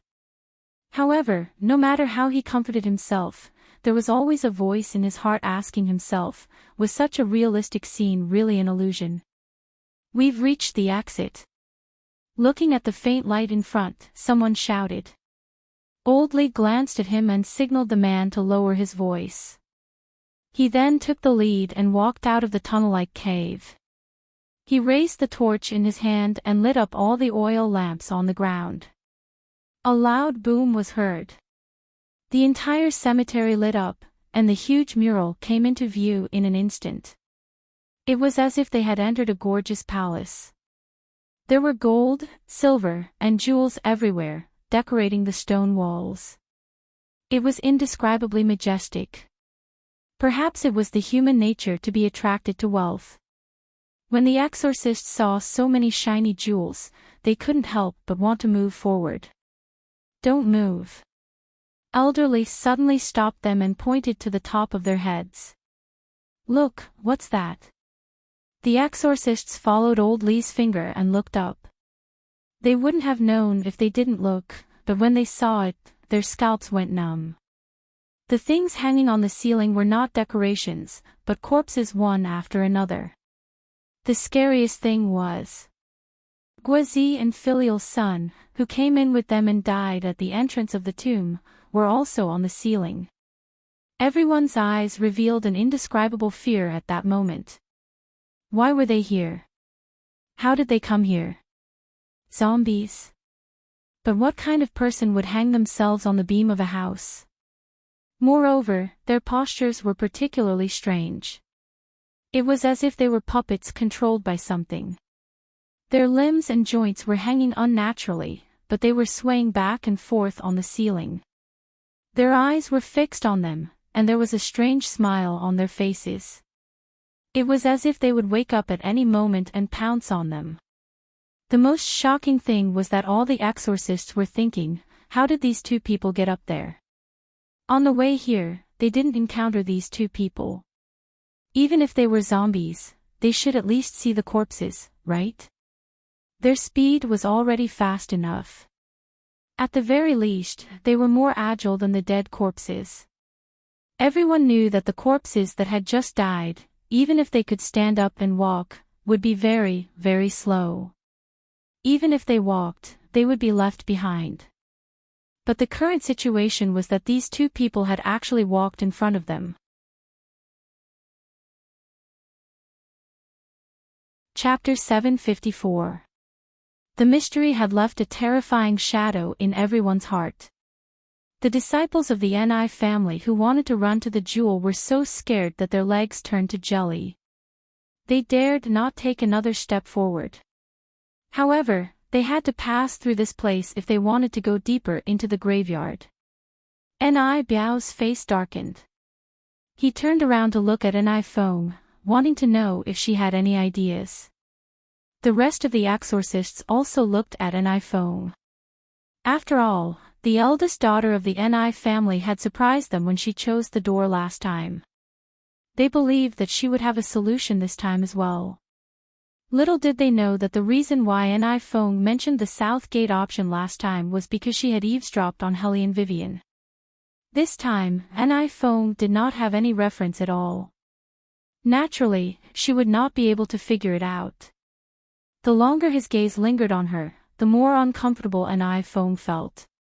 She had never been so embarrassed before. Something seemed to be leaking out of her eyes, but she suppressed it very well and did not say a word. Seeing this, Ni Hu quickly jumped out to help his family out of the situation. Don't look at my elder sister like that, She will feel burdened and will not be able to think of anything. Moreover, my elder sister has been thinking of ideas all this while. Her body will not be able to take it. As he spoke, Ni-Hu glanced sideways at Ni-Fong. Big sister, are you feeling unwell again? Do you want to rest for a while? Ni-Fong knew that using her weak body was the best way to deal with this situation. She pressed her fingers on her forehead and softly hummed in acknowledgement. Ni-Hu immediately ordered someone to let Ni-Fong take a seat. He then said to the exorcists, "Let my elder sister rest for a while. This matter seems fishy.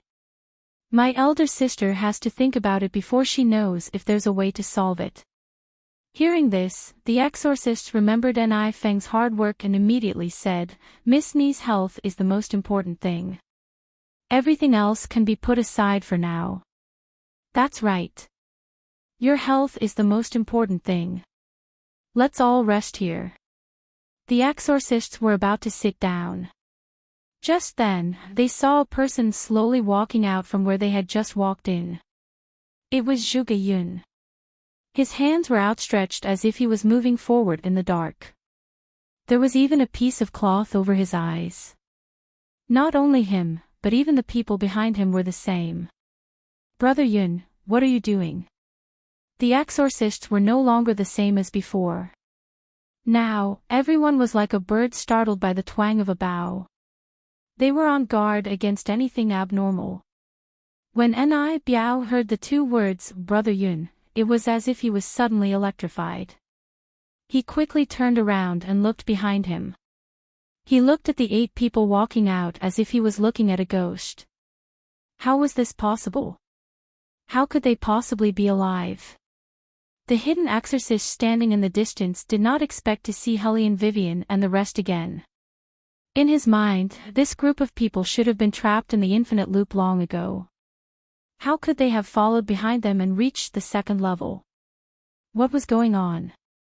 Didn't you say that you took away all their yellow talismans?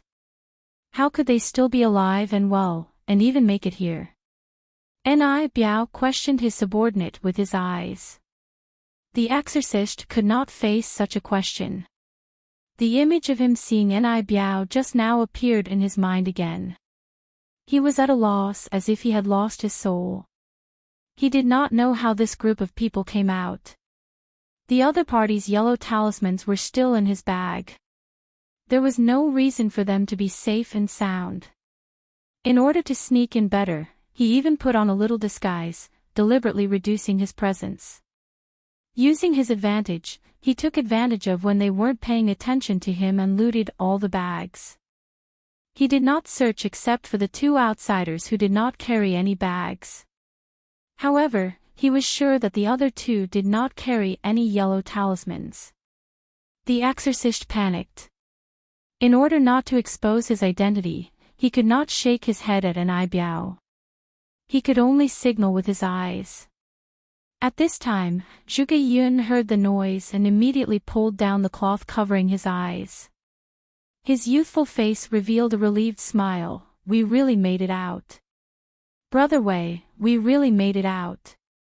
At this time, Hellion Vivian had also removed the black cloth covering her eyes. She did it even earlier than Zhuge Yun. It was not because she heard the sound, but because she felt the faint light. She knew that the exit was not far away. Humans had infinite possibilities. As long as they were trained, they could actually sense light sources even with their eyes closed. The exorcist was even more confused after hearing Zhuge Yun's words. "What do you mean by you really made it out?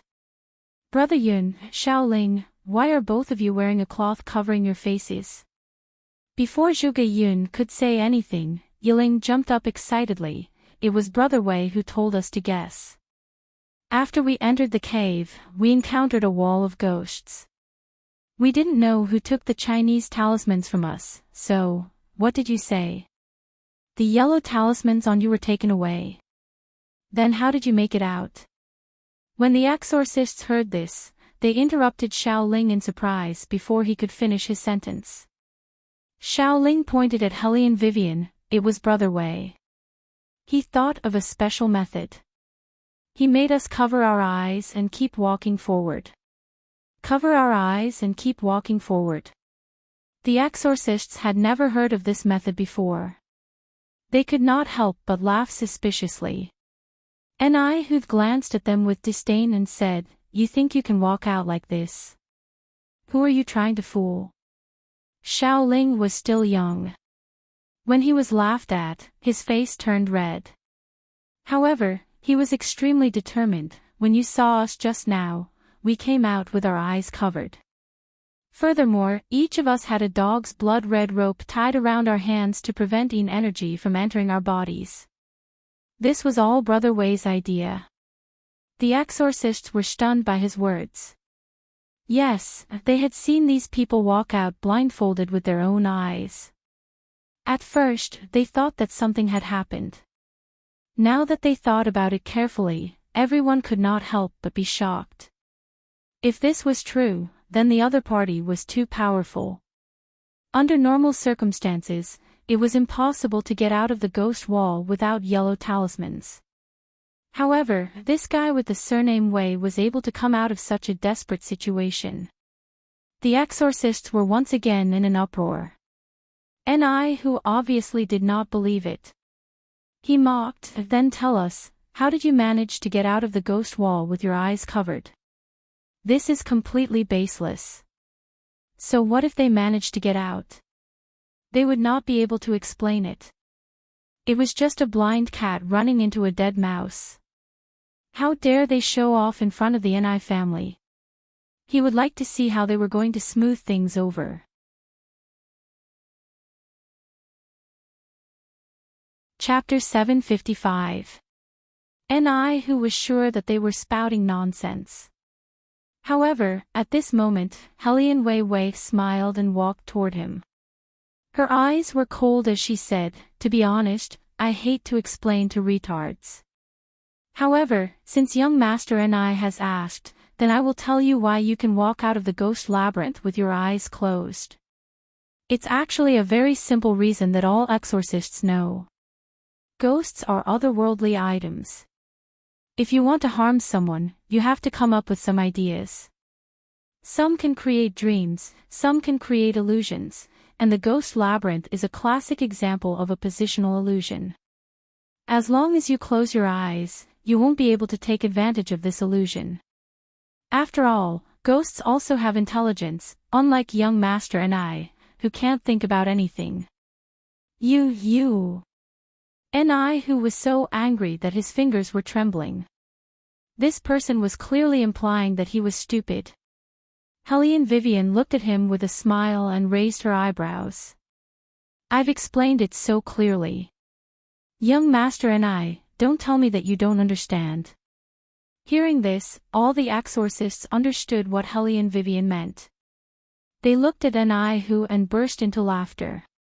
Enrich's face turned red and white from the laughter, but he could not find any words to refute. This was because the moment Helian Vivian finished speaking, Elderly shouted, "Good." Everyone turned their heads and looked at him. Elderly smiled. "This old man is really excited. We have a rule in the ghost labyrinth. When we enter the cemetery and come across a path that we can't walk out of, we have to walk with our eyes closed.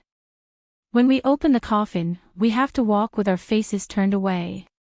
Until now, this old man still doesn't understand why we have to pay attention to this. Now that I've heard young Master Wei's words, it's as if I've been struck by lightning. This old man doesn't understand exorcism spells, but young Master Wei's method can be used when ordinary people are in danger in the future. It's really excellent." Zhuge Yun did not understand why Brother Wei did not mention the brainwaves, but he had to admit that compared to the first explanation he heard from Brother Wei, this explanation was much easier to understand. After hearing Helian Wei's words, the other exorcists seemed to have been bewitched. After so many years of exorcism, they had always relied on Dao techniques and had never thought about such things. Now that he was reminded by Helian Vivian, his eyes lit up. The admiration that surged from the bottom of his heart could not be concealed at all. Little brother Wei, I, old son, have never admired anyone. You are the first. Me too, I'm impressed. Brother Wei, how did you think of this? How are you so smart? And young Master Yun, you're so calm at such a young age. The more Ni who listened, the more annoyed he became. In the past, this kind of praise was only given to the Ni family. Since when was it the other people's turn? In fact, the other people included Zhuge Yun. Ni Biao was also in a bad mood. He had never expected that the other party would be able to think of a way to escape without a Chinese talisman. It seemed that his technique was still too gentle. He should have waited until there was no one else, then found a place to push them down and bury them alive. Ni who was the closest to Ni Biao, did feel that his father was different from before. However, he did not care as he did not want to continue listening to these praises. He looked around and fixed his gaze on Ni Feng. Without thinking, he changed the topic and pretended to be polite. Fellow cultivators, can you keep your voices down? My sister is still thinking about the corpses hanging on the roof and how we can safely enter the first floor. This kind of noise will inevitably affect her thoughts. It's okay, cough, I'm fine. Ni Feng coughed as she spoke. She seemed to be exhausted and her eyebrows furrowed, but to think about these problems, we do need some silence. When everyone heard this, they immediately stopped talking. Ever since Xiaoling came out safely, he had an unspeakable suspicion towards the Ni family. He turned around and asked, "What do you need silence to think about?" The exorcists were silent for a moment. Then, they pulled him aside and pointed at the corpses hanging on the roof for him to see. Xiaoling's face immediately turned pale, without a trace of blood. What is going on? Guizi and the others, Everyone had the same question. Everyone was guessing. The graveyard fell into a dead silence. No one noticed that Hellion Vivian was looking at the white light that flashed across the corpses. She lowered her eyes as if she was thinking about something. Brother Wei. Zhuge Yun began to stop asking questions. Instead, he asked excitedly, "Do you have a solution?" Hellion Vivian smiled faintly but did not say anything. Then, Ni Hoot said indifferently, "Brother Yun, do you think that others can figure out a problem that even my sister has not figured out?" Initially, Hellion Vivian did not intend to say anything. She only wanted to walk over and take all the jewelry. After all, in her eyes, the temptation of money was only comparable to His Highness. Regardless of whether it was Ni Hu or Ni Feng, they had to stand aside. However, some people just had to stop her from making money. This made Hellion Wei slightly unhappy. She turned her head and lazily raised her lower lip. The principle behind this is the same as choosing a door. Eldest young lady Ni unexpectedly couldn't figure it out. It's really interesting. Ni Feng did not say anything. She only smiled gently, but her hands that were hidden under her long sleeves were clenched. Ni Hu did not know the reason behind this. He sneered, "What do you mean the principle behind this is the same as choosing a door? Brother Wei, did you make a mistake? The one who chose the right door was my sister, not you. Don't speak as if you know everything." "That's right. Now that I've heard what young Master Ni said, who was the one who chose the right door?" Hellion Vivian kept the dog blood-red string in her hand. "Then let's analyze it properly. Young Master Ni, don't you think that I can't figure out these things? Then listen carefully." Ni Hu did not take it seriously because even he did not know that Ni Feng was actually borrowing Hellion Vivian's influence. He only sneered, "Brother Wei, I know that you're eloquent. However, if you want to steal other people's credit with your eloquence, my Ni family will not allow it." This time, Hellion Wei ignored him. Instead, she stretched out her slender fingers and lazily pointed at the two corpses on top of her head. Her voice was very calm. I think everyone is like me. When you see this scene, the first question that comes to your mind is, why did these two people, who are clearly dead, arrive here faster than us, and even appear in front of us in an inconceivable posture?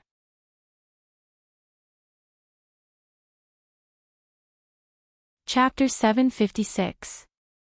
What's so strange about that? Isn't it just a moving corpse? Hoot said disdainfully. Hellion Vivian laughed, moving corpse. Young master have you ever seen a moving corpse walk faster than a living person? I believe that all the other exorcists know about this. Indeed, the others knew about it. That was why they were even more puzzled. As for Nihu, the exorcists glanced at him. It was time to mock him. Nihu also knew that he had made a fool of himself. He stammered, so what? Don't forget that the two of them disappeared before we left. Young Master seems to remember this kind of thing very clearly. However, I would like to ask young Master how fast did they have to be able to hang themselves on the roof, and in such a position? Hellion Wei looked back absent-mindedly. Who was speechless. The others looked at him and gradually lost their patience. Young Master since you don't know anything, can you not interrupt when Brother Wei is talking? Yiling's words stirred up a wave among the exorcists. Everyone was dissatisfied with Nihu's behavior. Their eyes were filled with condemnation. No matter how unwilling Nihu was, he could only shut his mouth and turn his head away. He would return this humiliation sooner or later. Nihu was jealous, but Feng was smart. After listening to Hellion Vivian's words, she suddenly grasped something in her mind. She laughed softly and coughed softly. Actually, I have thought about what young Master Wei said a long time ago. I just didn't know how to say it. When Zhuge Yun heard this, he immediately exploded. His eyes widened and his usually calm face changed. How could this person be so shameless?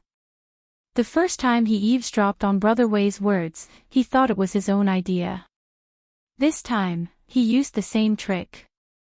In fact, he was even more shameless than the last time. He went from the dark side to the bright side and said that he had long thought of what Brother Wei had said. A person like you doesn't deserve to be the Phoenix Maiden.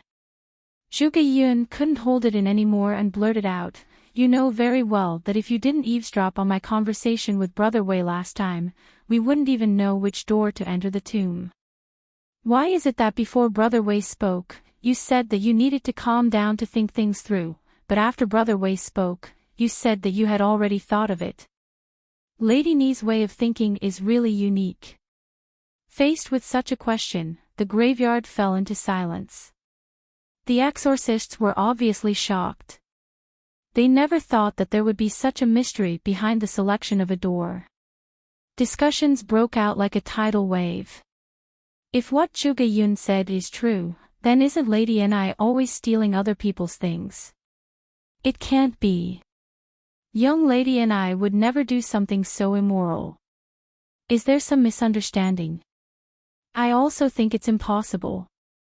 If it wasn't for young Lady Ni, we would have been buried alive in this tomb. Young Lady Ni's body has always been weak. If it wasn't to reduce our danger, she wouldn't have to rush at all. Ni Biao listened to the discussions around him and knew that most people were on the Ni family side. He took advantage of the situation and sighed, my eldest daughter is good at many things, but she's too kind. She only thought about how to get everyone to the main coffin as soon as possible and didn't think about other things. Now that you've misunderstood, my dear nephew. As he spoke, he looked at Zhuge Yun, my dear nephew, I know that all these years, you have a grudge against me and the Ni family. After all, we used to be two equal families. After Brother Zhuge passed away, the Zhuge family was declining day by day, but the Ni family's reputation was getting better and better. Uncle also wants the Zhuge family to do well, but nephew Zhuge is a person. It's fine for him to constantly strive for self-improvement, but he can't rely on others to climb up. Er's hard work has been witnessed by all of you.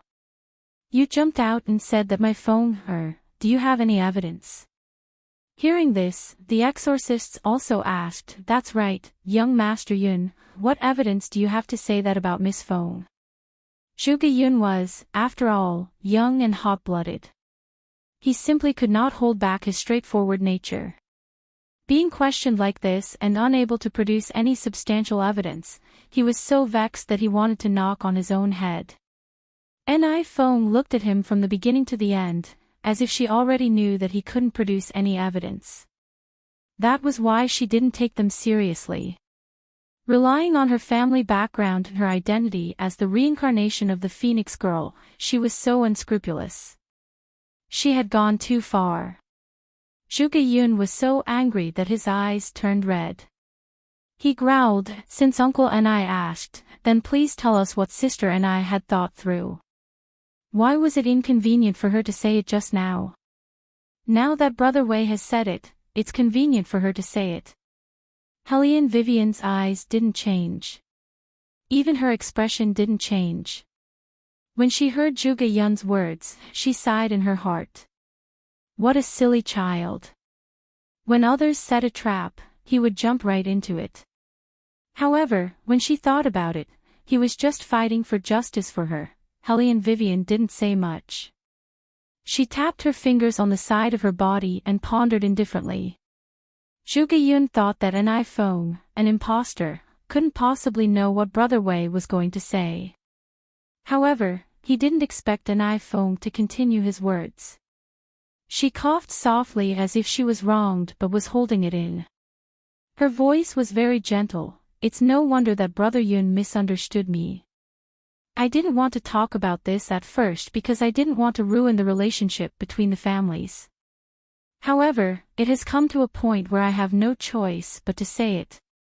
Just as young Master Wei mentioned earlier, even if the corpses were tainted by the yin qi and stood up, they would walk extremely slowly.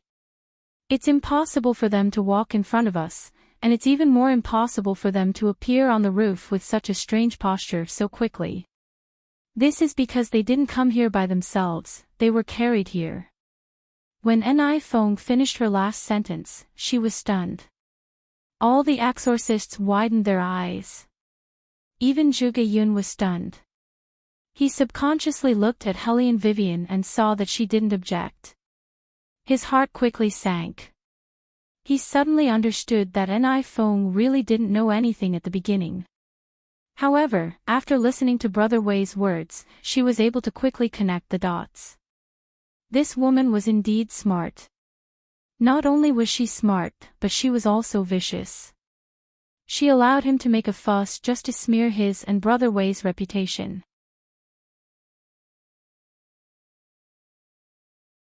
Chapter 757.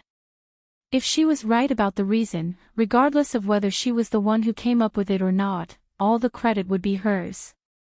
In the end, the incompetent ones would be him and Brother Wei. Not this woman. Shameless. This is too shameless.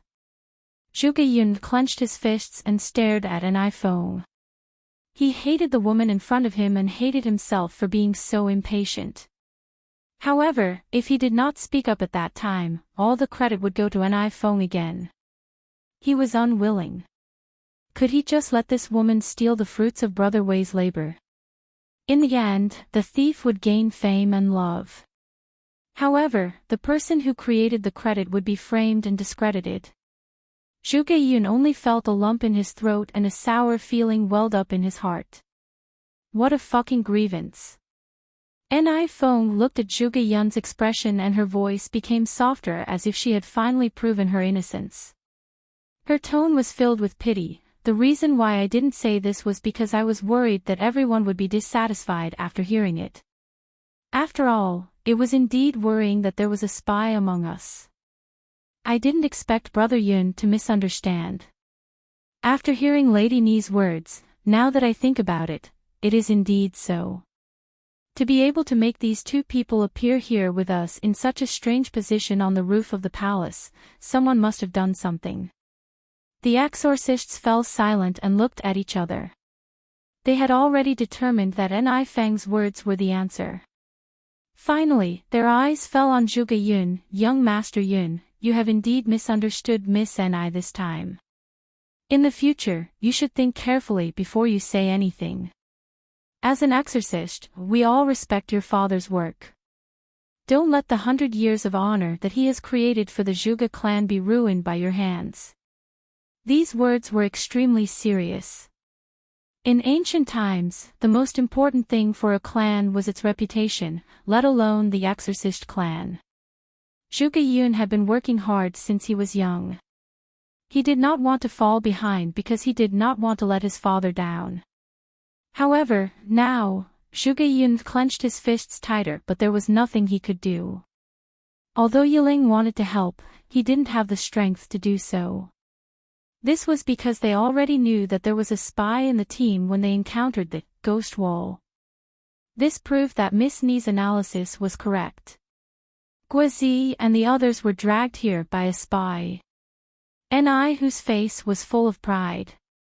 He knew that as long as his sister was here, Zhuge Yun and the two outsiders could only play with them. Did they think that they could win against his sister with some tricks? He couldn't be any more naive. This time, it's all over. Ni, who was undoubtedly the most delighted one.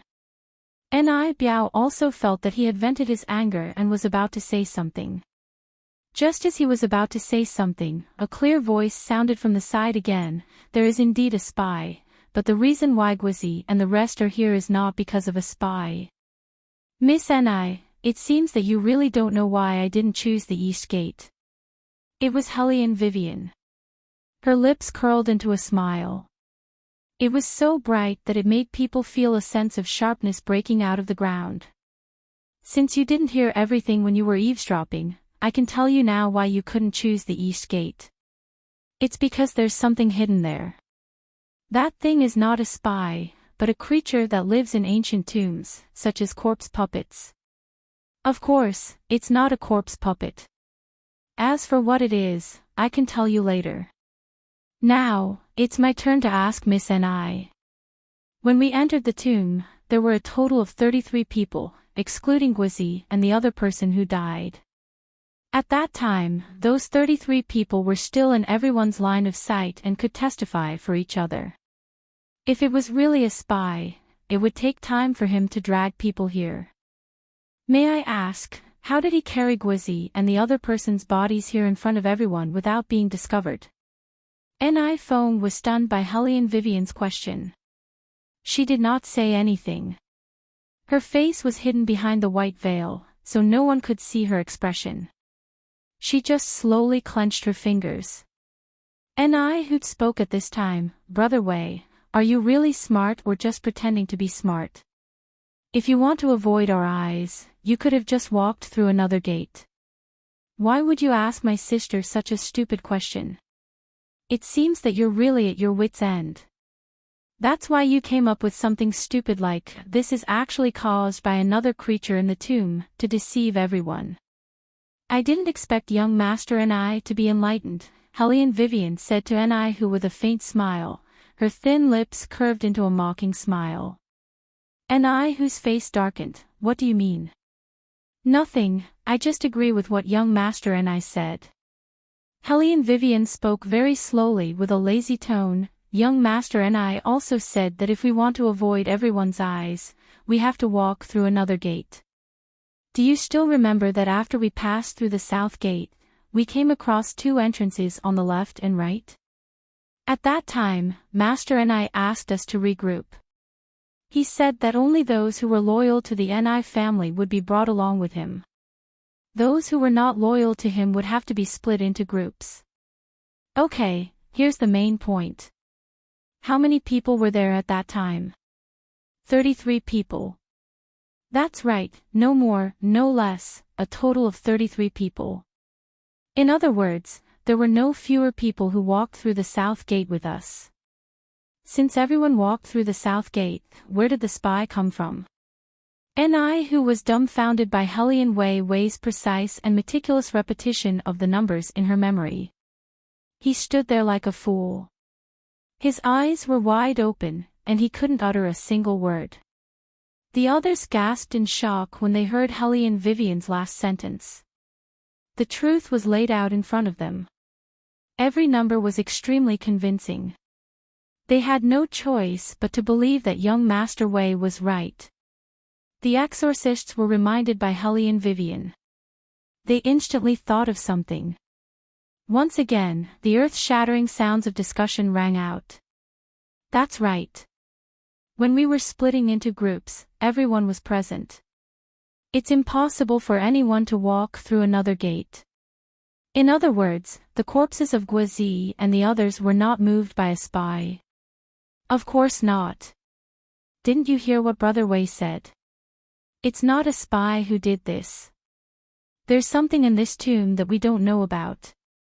God, if that's the case, young Master and I.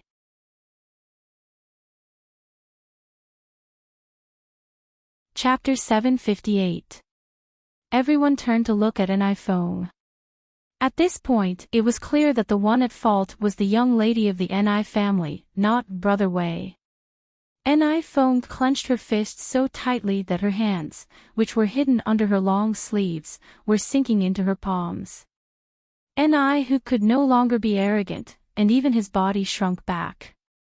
He did not believe that anyone could win against his elder sister. Hellion Vivian, on the other hand, remained calm. Now, let's talk about the creature that moved the corpses of Guizi and the others here. After everyone came in, all of our attention was on Guizi and the others because the fact that they were able to walk in front of us was too unbelievable.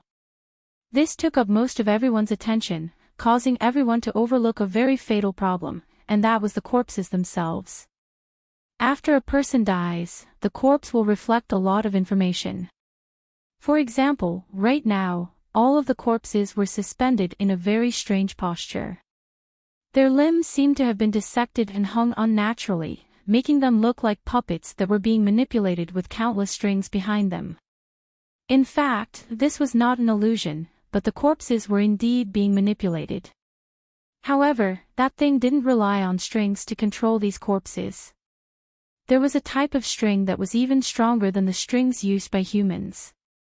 Not only that, it also had a sticky substance that could quickly capture its prey and bind it tightly. This kind of silk is usually not easy to find as it has a good concealment ability. It will only reflect a silver light when it shines on it. As she spoke, Hellion Vivian raised the torch in her hand and tried to shine it on the nearest corpse. Everyone widened their eyes to look, only to see a thin silver wire flash past the corpse's knee. If one did not look carefully, they would not be able to see it at all. What was that? Hellion Vivian looked at Ni Feng, Guizi and the others' corpses did indeed disappear at the east gate, but just by relying on the blind spot, they would not have disappeared so quickly that no one had a chance to react. It was just a turn of the head, and when they turned around again, the two corpses were already gone. Such a fast speed is not normal at all. All living things, regardless of whether they were humans or other things, would leave behind traces as long as they passed through a place. However, there were no traces at the east gate at that time. This had always bothered me. What kind of thing could take away those two corpses without showing up? I couldn't figure it out at that time, so I didn't choose the east gate. In fact, according to Feng Shui, that gate was the closest to the main coffin. Didn't Miss Ni have a lot of thoughts when she was choosing the door? Then, can you tell everyone why the east door is the closest to the main coffin? Ni Feng was completely frozen. She could not utter a single word. Both of them were well aware that even her previous choice was based on the other person's thoughts. Why was the east gate closest to the main coffin? How could she possibly know? Ni Feng's clenched fingers tightened. If it could be said that people's eyes were only filled with suspicion at the beginning, they were now filled with shock. The eldest daughter of the Ni family was really plagiarizing from beginning to end. Sister. Ni, who was so anxious that his face was sweating. He turned around and sneered at Helly and Vivian. Brother Wei, if there's anything you want to say, just say it. Don't keep asking my sister this and that. Helly and Vivian's thin lips curved into a half smile. The reason is very simple. It's because the west gate with the most corpse puppets is where the servants are buried. The tomb was originally built from west to east along the dragon vein. Under normal circumstances, experienced masters would consider this point when building an ancient tomb. They would place the main coffin in the deepest part of the tomb, which is the furthest away from the buried person. This is to show the master's supreme status. I believe that Elderly knows this better than I do. Helly and Vivian looked at Elderly as she said this. Elderly nodded approvingly and said, Brother Wei is right. No matter if it's the nobles or the bureaucrats, when the masters are building a tomb, they would usually use this method to prevent future generations from disturbing them. They would let the servant stand in front of them to block the entrance. This way, they would be able to block a lot of people. Most of the tomb robbers would be misled by the coffins and mechanisms in front of them and die before they could reach the main coffin. This time, the entrance to the tomb that we entered was left behind by someone who was searching for the dragon cave. We only encountered 4 doors when we were halfway through the tomb. Helly and Vivian smiled and continued, therefore, the main coffin would definitely be placed in the opposite direction of the west gate, the east gate. This gate is also the closest to the main coffin. When the exorcists heard this, they were all a little dumbfounded. They had never considered the problem of the direction of the tomb. Although it was shown from the competition data at the beginning, no one would care about such trivial matters. However, this person with the surname Wei was actually so meticulous. He could deduce the exact location of the main coffin with just a few clues. This kind of strategy was truly admirable. Hellion Wei did not let go of her gaze. She continued to stare at an iPhone with a faint smile. I think Miss Ni must be very confused about why I didn't say that she was a spy, but instead, led her to think that she was a spy from the start. The reason is simple. I just wanted to see if someone would try to steal my idea again like the last time. Sure enough, Miss Ni opened her mouth very quickly, even faster than I thought. It seems that reputation is really very attractive to Miss Ni. As Helly and Vivian's last sentence ended, Ni Feng's back trembled heavily. It turned out that this person did it on purpose from the beginning.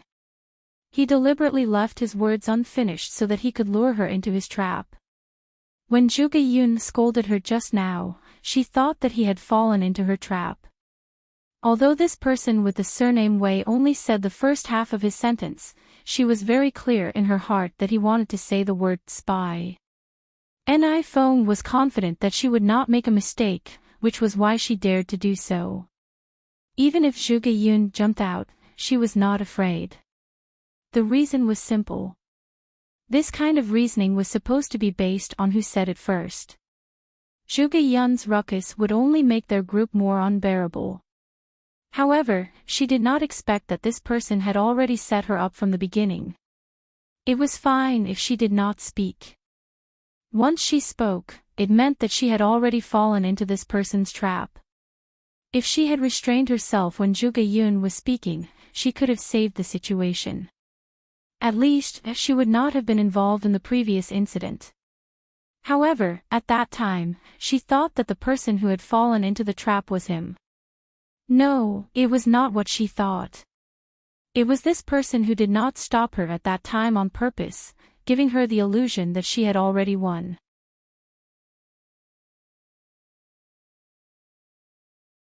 Chapter 759. In fact, that was the beginning of the game for the other party. The more her father and brother slandered Zhuge Yun, the better. At that time, the Ni family's reputation would be slapped even harder.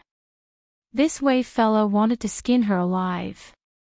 She and the Ni family would not even have a way to disguise themselves.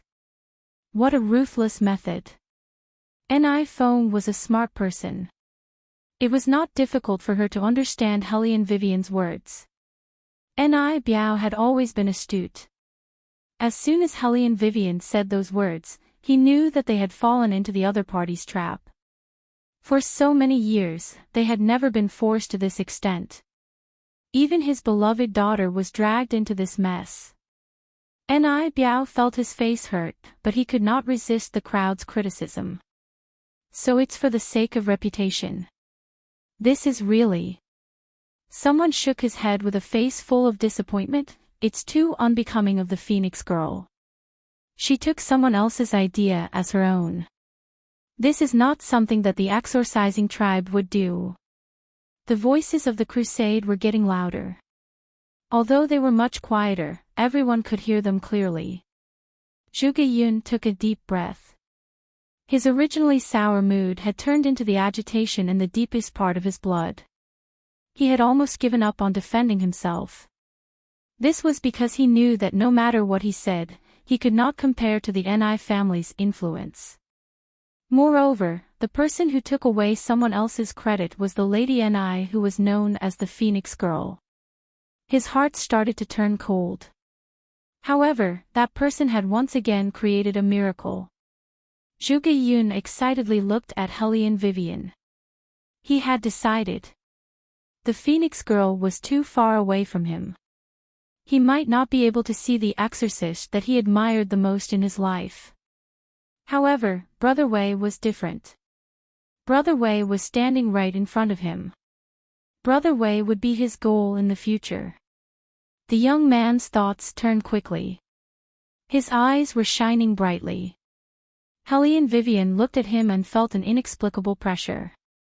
In fact, if it was not because of Zhuge Yun's unspoken wish, she would not care about what Ni Feng did. Her purpose in entering the ancient tomb was simple. It was to find the Sarira to eliminate the evil in her baby. However, some people were always insatiable. It was one thing to impersonate him, but to impersonate him in such a shameless manner. Hellion Wei let out a mocking laugh as she watched the exorcists in the graveyard attack the Ni family coldly. Elderly, who had been saved by Phoenix Girl before, couldn't bear to see such a scene. He bent his back and stood up. There must be some misunderstanding here. Little Brother Wei, this old man knows Phoenix Girl's character the best. If she hadn't appeared in this old man's dream, the entire village would have died. Such a kind-hearted person wouldn't steal other people's credit. Seeing that Elder Li was on their side, Ni who immediately said, "Elder Li is right, there must be some misunderstanding." Take Brother Wei for example. From the beginning to the end, you kept talking bad about my sister and even thought of a trap for my sister to fall into. However, you never clearly told everyone what that unknown creature you were talking about was. I've never heard of anything that can drag someone away without showing its face. Don't tell me that even you don't know what it is. That's why you kept tangling with the matter of choosing the door, so that everyone couldn't focus. You were afraid that everyone would question you again in the next episode. The reason why Ni who made such a guess was because Hellion Vivian said that she didn't think it through at that time. Since she didn't think it through at that time, it was impossible for her to think it through now. After all, it had only been a short 2 hours. Ni who continued, that was a close call. If it wasn't for Senior Li's words, my sister would have become your shield to fool everyone. It's just a small thing on the corpse, not some gold or silver. You've been exaggerating. You said that this is a kind of silk that's more reliable than the thread used by humans, and that it can quickly capture prey and bind them tightly. Hee hee. Is there such a thread? Why haven't I heard of it before? After saying that, Ni who sneered and turned his face away. Hellion Vivian's voice lightly interrupted his arrogance. With young Master Ni's intelligence, it's not strange that you haven't heard of it before. You. Ni who was so angry that the veins on his forehead were popping out. His hands instantly clenched into iron fists. Hellion Vivian walked towards Ni, who with unprecedented coldness in her eyes. First of all, the one who did wrong is your Ni family. It was your sister who carried out a shameless theft and took other people's things as her own. This isn't a matter of being a shield. Secondly, there are some things that you haven't heard of, but it doesn't mean that everyone is as ignorant as your Ni family. TSK, you're talking nonsense again. Don't think that you can attack us like this, Spider Silk. Before Ni who could finish his sentence, Hellion Wei calmly interrupted him. No matter how stupid young Master Ni is, you should know the characteristics of the spider's silk. It's sticky and tough at the same time. Once a prey falls into it, it will be trapped to death. Although there are no obvious traces of a web here, the silver silk that flashed past the corpses is real. How did it become a good thing that isn't worth mentioning in your eyes? Ni who felt like he was punched in the face. He didn't expect that the other party could find a type of silk that matched his description. Spider silk. He actually made a fool of himself in front of others because of something that was commonly seen. Hellion Wei looked at him with a mocking smile. Moreover, if the initiator was a spider, it could have stayed in the East Gate and not shown itself. All it needed to do was to use the spider silk to entangle Guizi and the others and quickly pull them back. Then, it could drag the corpses away without anyone noticing. After listening to Hellion Vivian's last word, Ni who felt like all the energy in his body had been drained away. He felt an unprecedented fear. How could the person in front of him be so smart?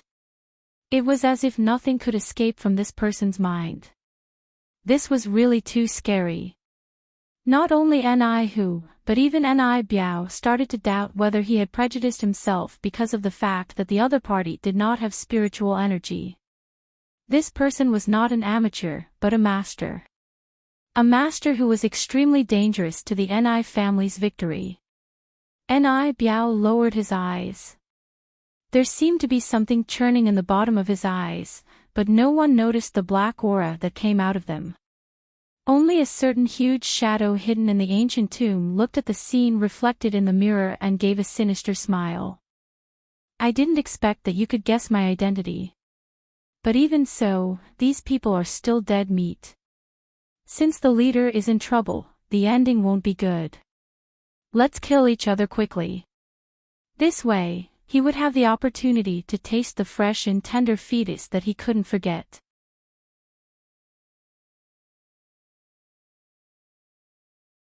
Chapter 760.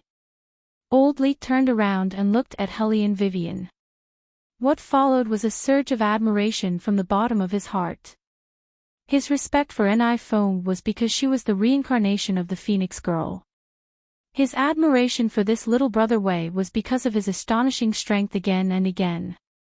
Everyone had seen spider silk before, but when they thought about it carefully, who would associate it with the current situation? What's more, even though they saw a sliver of silver light, they couldn't clearly see what it was. Only little brother Wei would have such an agile mind. All exorcists knew that in order to understand everything clearly in a short period of time, apart from wisdom, one must also have a strong reserve of knowledge. Not just anyone could do it. This person was really amazing. If he had spiritual energy, how powerful would he be? Old Li didn't dare to think about it. In order to prevent the Ni clan from being attacked again, Ni Biao couldn't help but say, since we know what happened to the corpse in front of us, shouldn't we continue to move forward and try to reach the main coffin as soon as possible? At this point, he had to think of a way to save the Ni clan's face. He couldn't let the Ni clan fall into a disadvantageous position again. The best opportunity now was for them to take the lead and pass under the corpse. Since it was the spider silk, there was nothing to be worried about. Ni Biao could see that the spider that spat out the silk wasn't there, so now was the best time to pass through. Moreover, even if something unexpected happened, sending two people out would allow him to analyze what kind of danger was ahead. After thinking about this, Ni Biao looked behind him. What the Ni clan didn't lack the least was people. These disciples were raised by him since they were young so that they could be of use in the future. Qing Shan, Qing Shui, the two of you go first. Ni Biao ordered the two people behind him. Both of them were disciples of the Ni family. They were highly talented and had outstanding spiritual energy among the group. They were born to look down on exorcists from other families besides the Ni family. When they heard Ni Biao's words, they raised their chins and replied, "Yes, master." The two of them glanced at each other. Then, one of them took out a yellow talisman while the other took out a peachwood sword. They were in high spirits and ready to go. At this time, the exorcists were looking at the Ni family in a different light. Initially, they had already regarded the Ni family as a villain, but Ni Biao's actions had moved them. After all, at times like this, no one would take the lead. Moreover, Ni Biao's natural order made them feel that they had misunderstood Ni Feng. Especially after hearing Ni Biao's words, Ni Feng coughed lightly and exhorted, "Be careful." Her gentle voice was accompanied by the soothing spiritual energy from her body. To be honest, that frail appearance of hers was very distressing. Hellion Vivian looked at the scene in front of her and didn't say anything. She only smiled. Compared to Ni Hu, Ni Biao and Ni Feng were much more difficult to deal with. This pair of father and daughter already understood the human heart too well. They knew exactly what to do at what time, and even more so, they knew how to dispel other people's suspicions. At this time, it was undoubtedly dangerous to send one of his own people to take the lead. However, the exorcists only thought that Ni Biao was thinking for others, but they didn't think that the person taking the lead was not himself, but the disciples of the Ni family.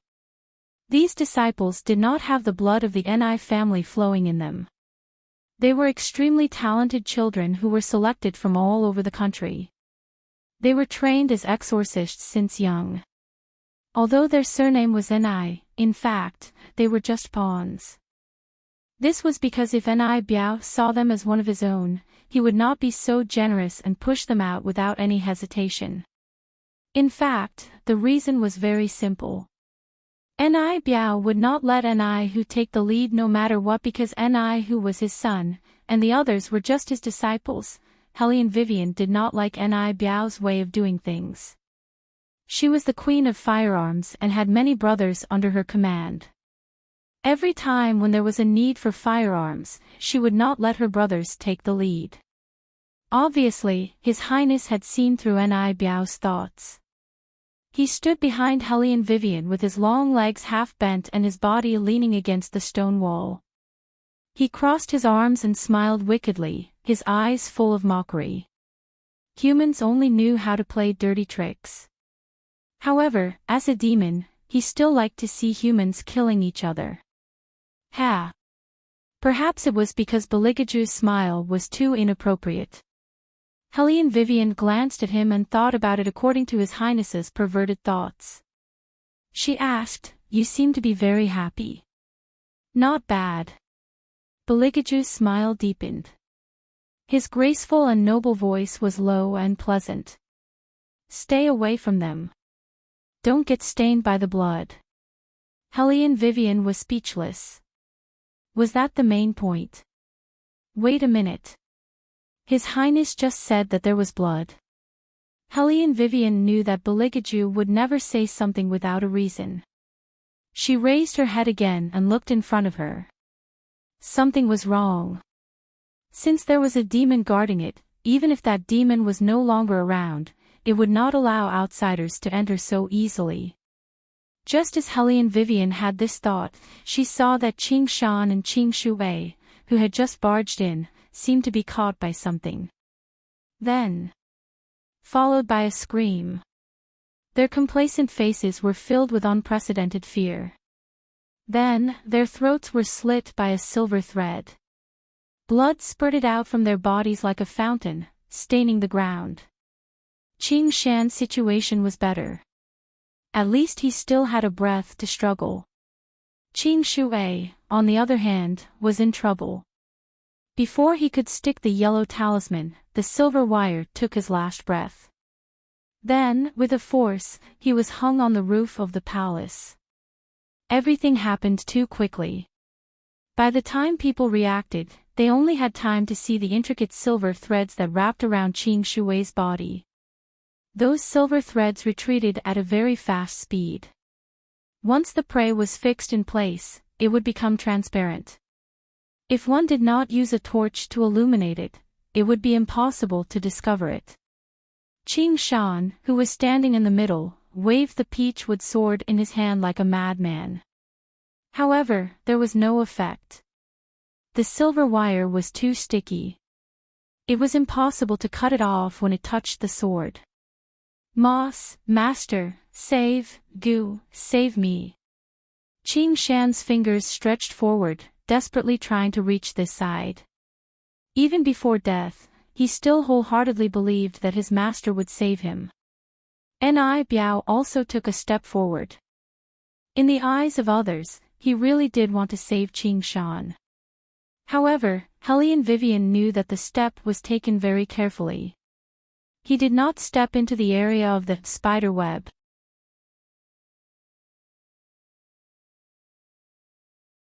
Chapter 761. There was no saving Qing Shan, because the more you struggled, the tighter the spider silk would bind you. The smell of blood filled the entire tomb. Just like that, Qing Shan and Qing Shui were hung up, dripping with blood. Just like all the corpses, their postures were extremely strange. The curve on their faces wasn't a smile, but an illusion created by the spider's silk. The young exorcists vomited on the spot when they saw this. Even old Li's face was extremely pale. When the crowd saw the scene before them, they no longer dared to act rashly. Their eyes were shaking, and it was obvious that they were scared witless. There were too many factors in this tomb that they could not control. It was still the same old saying. If they had encountered something like a ghost or a demon, they would not be afraid. However, everything in the mausoleum was too evil. They were like lambs that were being slaughtered with bare hands. They had no way of predicting what would happen next. What do we do now? The path ahead was definitely sealed. Looking at Qing Shan and Qing Shui's corpses, they finally understood why there were so many corpses here. These corpses were not all transported here from other places. Most of them were probably caught by the spider silk when they were on the path and were hung on the roof. That was why there were so many of them. There were no less than 40 of them. It was just like how Qing Shan and Qing Shui's lives were taken away by the hidden spider silk the moment they took a step forward. Not to mention that the next tomb entrance was a whole room away. No matter what, they would have to take more than 10 steps to reach the next tomb entrance. What would happen? Some of the exorcists wiped the sweat off their foreheads and roared in a low voice, "It's useless. We can't reach the main coffin. Why don't we get out now while everyone is still alive?" That's right. Someone seconded, the rules of the competition also state that participants have the right to give up. I want to leave too. Out of the 30 or so people, about 10 of them wanted to go back. They weren't joking. Some of them even lowered their heads and started to pack up their things. Since they couldn't win, they might as well take the opportunity to leave now. At least they could save their lives. Who knew what they would encounter if they continued to walk? A few strands of spider silk could take away 2 lives in the blink of an eye. Thinking about it again, they had yet to encounter this creature in the graveyard. A giant spider was hiding in this cemetery, staring at them in the dark. Just thinking about it made them shiver all over. Ni Biao did not stop the exorcists. After all, the more people who quit, the better it was for him. Although he had thought about it, the way back was not necessarily safe. However, Hellion Vivian was different. She raised her eyes and interrupted everyone's fantasy. We can't get out. Why? After what happened just now, the exorcist started to pay more attention to Helene Vivian's words. Helene Vivian glanced at the corpses hanging on the ceiling before retracting her gaze. She said unhurriedly, "Spiders are creatures that don't just weave their webs in one place. They are best at trapping their prey. Unlike other creatures that like to eat live prey, spiders like to wait until their prey is unable to retaliate before appearing. Before that happens, they will weave many webs to tightly bind their prey. I didn't expect a human to know my way of doing things so well." The gigantic creature in the dark narrowed its long and narrow eyes at the reflection in the mirror. It took a step forward with its countless feet. "It seems that I need to prepare more before I can eat the baby in her belly. Just thinking about that delicious taste, it really makes one yearn for it." Tap! The water stains were brushed away by the tentacles. The giant shadow flashed past with its silver silk. Its lips were constantly moving, and it once again hid in the deep darkness. Only its red eyes could be faintly seen. At the side of the graveyard, the exorcists were very puzzled. They frowned and asked, "It's not that we haven't heard of spiders' habits, but does this have anything to do with us going out?" Helene Vivian saw that the exorcists could not understand her, so she decided to be straightforward. "Who can guarantee that you won't encounter spider webs when you go back? There weren't any when we came here, right?" The exorcist's thoughts had yet to change. Helene Vivian twitched the corner of her mouth. She was very helpless. "There weren't any when we came here, but it doesn't mean that there won't be any when we go back. That spider could have taken advantage of the time when we were standing here to seal our way in. This is called trapping its prey." "That's impossible. That's absolutely impossible." The exorcists cried out softly. Although they said that it was impossible, they believed Helene Vivian in their hearts. Otherwise, the bags on their shoulders would not have slipped off. Exorcists were also humans. Naturally, they were afraid of death. If it's really like what Brother Wei said, then aren't we? Aren't we going to die? They had seen the power of spider webs.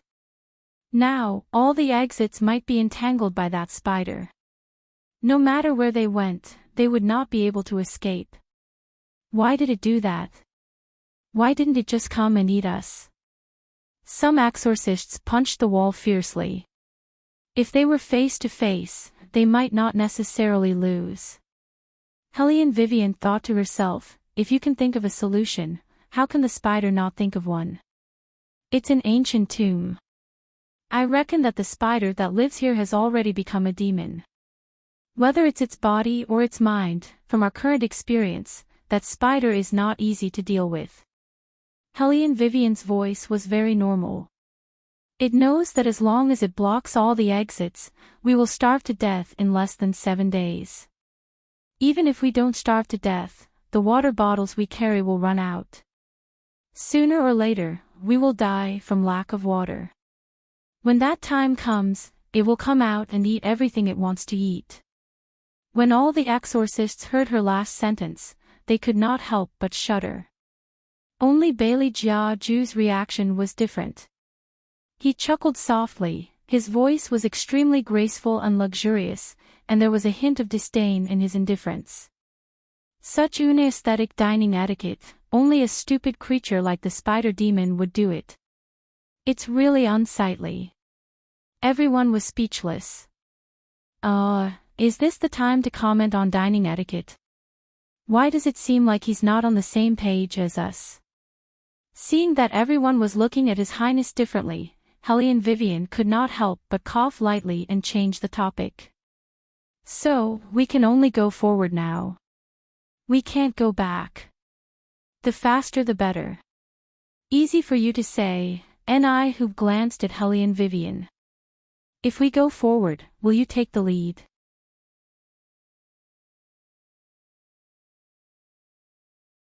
Chapter 762. Upon hearing this, everyone stopped in their tracks. His gaze towards N.I. who was filled with disapproval. Ni did not know that because of his repeated provocations, the exorcist's respect for the Ni family had already cracked. He was still holding his chin up and looking at Helly and Vivian with his eyebrows raised.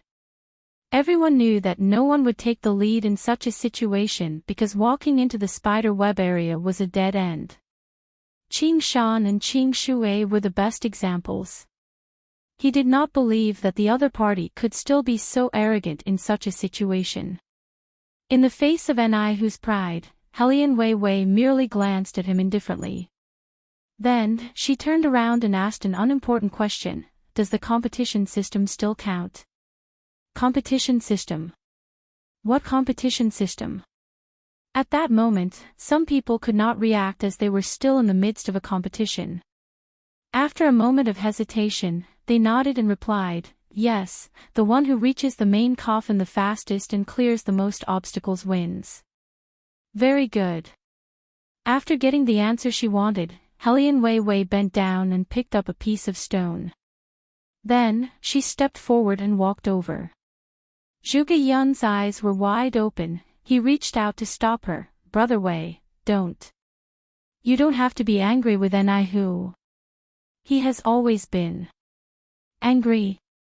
Hellion Wei Wei blinked her eyes, then said, oh, with his level, he's not worth my attention. Aren't we having a competition? We can only win if we clear more obstacles. Her goal had always been clear, Sarira, Sarira. Hearing Hellion Vivian's words, Zhuge Yun was stunned. So it was to win. No, even if it was to win, it was too dangerous. Before Zhuge Yun could finish his sentence, Hellion Vivian had already walked in front of him. Ni was infuriated by Hellion Wei Wei's arrogant attitude of disregarding him. He narrowed his eyes and waited for her to die a horrible death. The exorcists also frowned and looked at the center with solemn expressions. From the bottom of their hearts, they didn't want this little brother to die. Some people wanted to replace Hellion Vivian to go first, but they didn't have the slightest clue as to how to cross the spider web, so they could only stand in place and wait. Hellion Wei Wei bent down and picked up another stone. There were already 7 or 8 stones in her hand, all of which were nimbly tossed into the palm of her hand. No one could understand why she did this. When she threw the first stone forward, a ball of spider silk rolled out. Only then did the exorcists widen their eyes. Their eyes shook back and forth in disbelief. How could this work? Hellion Wei Wei continued to throw the pebbles forward. Her walking posture was very leisurely and slow. Often, she would wait until the pebbles rolled out a ball of spider silk before she took a step forward. That kind of lazy appearance looked as if she was playing, very indifferent. No one knew that in the eyes of the mercenary queen, spider silk was simply too weak. In any case, as long as you threw something over, you could break the patterns. It was unlike modern lasers, which were endless. Even if you wore optically sensitive glasses, you would still be in danger. Wei Wei pursed her thin lips. Along with the last stone thrown out, she had already walked to the entrance of the next cave. She absent-mindedly patted the dust off her hands. After that, she turned around and looked behind her.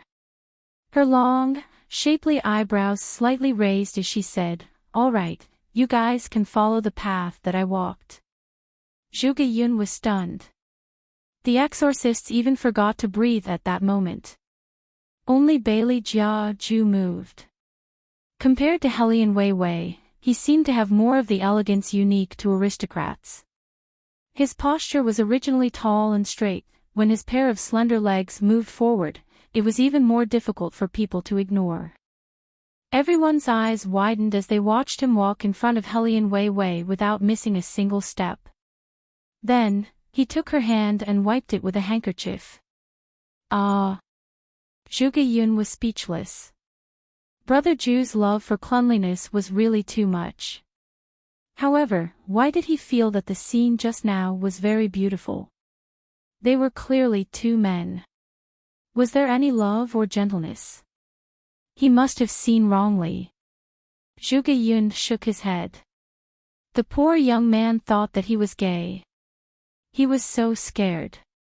After calming himself down, Zhuge Yun followed them. When he walked, he was much more cautious than Hellion Vivian. He was afraid that he would take a wrong step. In fact, there was nothing to be afraid of. Hellion Vivian walked over because she knew that as long as the spider was not around, the spider web was dead. Once it was broken, it could not be repaired unless it came back and spun silk again. Zhuge Yun finally reached the other side. He was so nervous that his forehead was covered in sweat. After he relaxed, he immediately said to Xiaoling and the others, "It's okay, come over here." At this time, Ni whose expression could no longer be described as ugly. Especially when Xiaoling said to him before she left, "You don't have the ability but you still dare to provoke Boss Wei. You're really thick-skinned." In the past, Ni who would never pay attention to people like Xiaoling. This was because all the exorcists in the exorcist city worshipped the Ni family as their role model. When did they start to mock him like this? Ni Biao was also aware of this. Unknowingly, these people no longer believed in his words as the truth as they used to. He had lived for so long and used all his efforts to suppress other families. In order to be respected, he did not hesitate to frame his best friend, Zhuge Xing. He wanted to rule the entire exorcist tribe one day. It was not easy for him to achieve his goal, but his plan was affected by an outsider. Ni Biao clenched his teeth for a moment but soon relaxed. It was not because of anything else, but because Elderly was still on their side. Yes, his daughter was the reincarnated Phoenix Girl. As long as the Phoenix Girl was around, no matter how powerful the other party was, they would not be able to shake the foundation of the Ni family. To the exorcist tribe, the Phoenix Girl was a godlike existence. However, he really should think of a way to get rid of those two people. At least, he should kill the one with the surname Wei first. As soon as he thought of this, a sinister laugh rang in his ears. It was very low and hoarse. "I can help you. As long as you send the one with the surname Wei to me, I will eat her." Who? Who's talking? Ni Biao looked behind him, but there was no one there. Suddenly, he felt a chill down his spine. His fingers subconsciously pulled out the peachwood sword at his waist. "You don't have to look for me anymore. You can't see me." The voice laughed. It sounded like a spider crawling on the ground. It was very scary.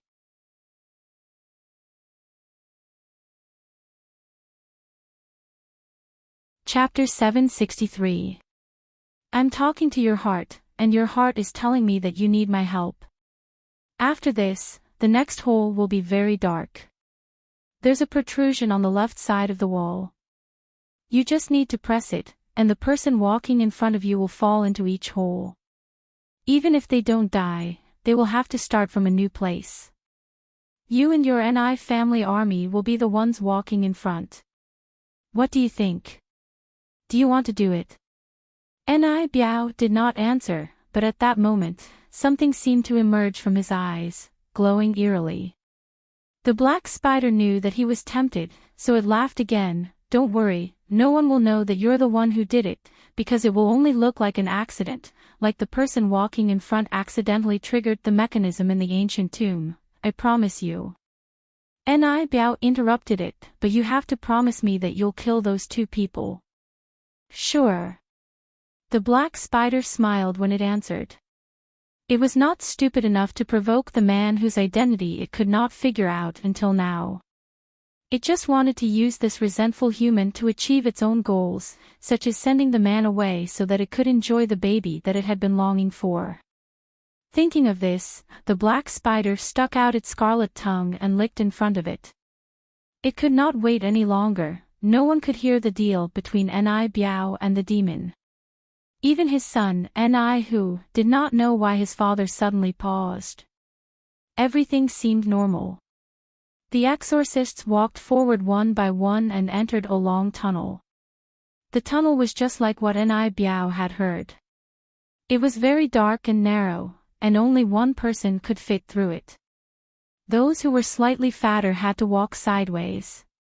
Even so, they had to walk because there was only one path in front of them. When Helian Wei Wei was in the modern world, she often read books about grave robbing. The layout of all tombs was basically one layer after another. Usually, when they encountered such an extremely narrow tunnel, it meant that they were not far away from the main coffin. Helian Vivian knew that they could not stay in the ancient tomb for too long. It was not her fault, but she was afraid that the baby would be affected in the tomb. The smaller fetus was indeed affected. The deeper they went, the fainter his aura became. As for the bigger fetus, he was practicing military boxing in Helian Vivian's stomach. He also swept around to see if there were any undead that could be eaten. Then, he very coolly hugged the smaller fetus and said, "It will be fine when we get out of here. When the time comes, I will give you all the spirit energy that Mother fed us.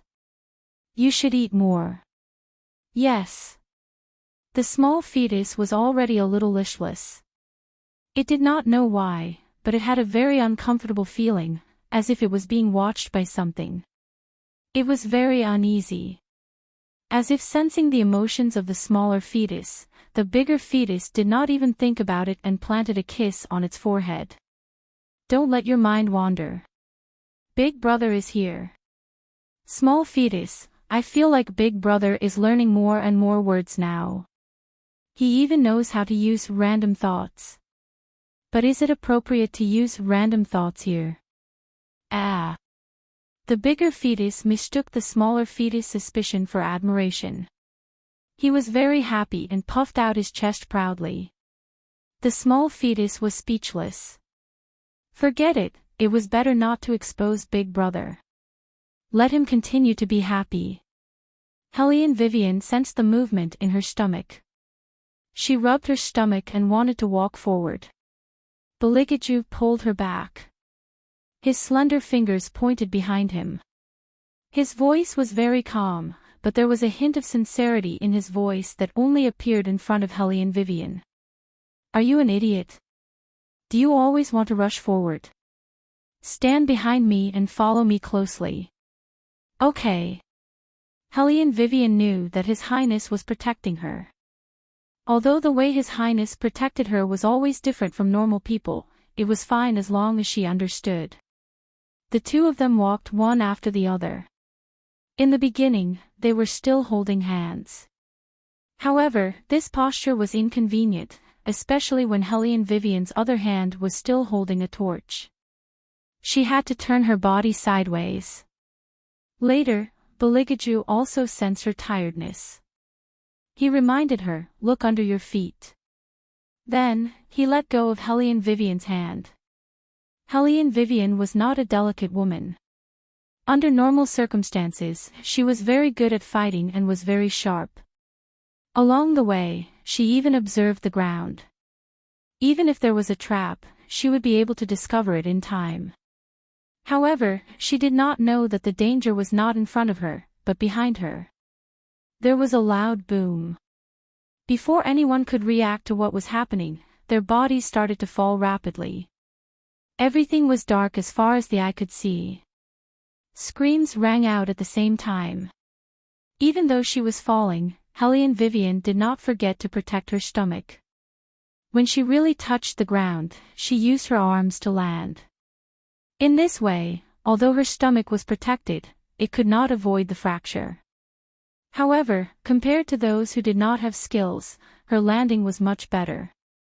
Even though she had lost the spiritual energy and martial chi to protect her body, she relied on her rich experience to survive.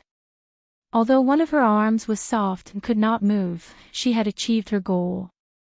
However, she had achieved her goal. Protecting the baby was more important than anything else.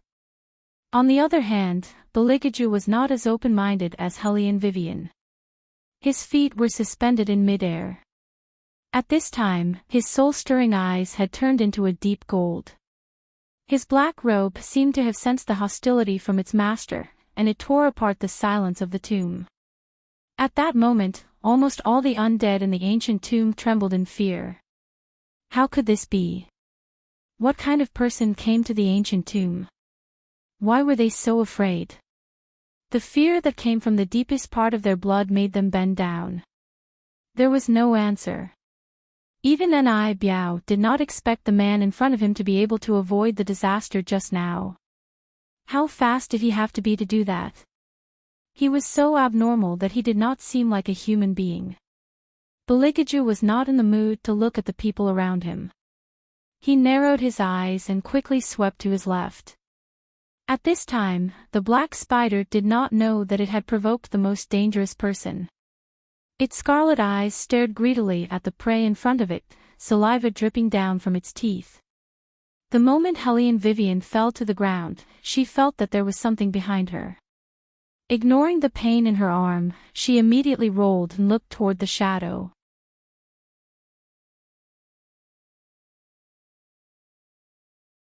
Chapter 764.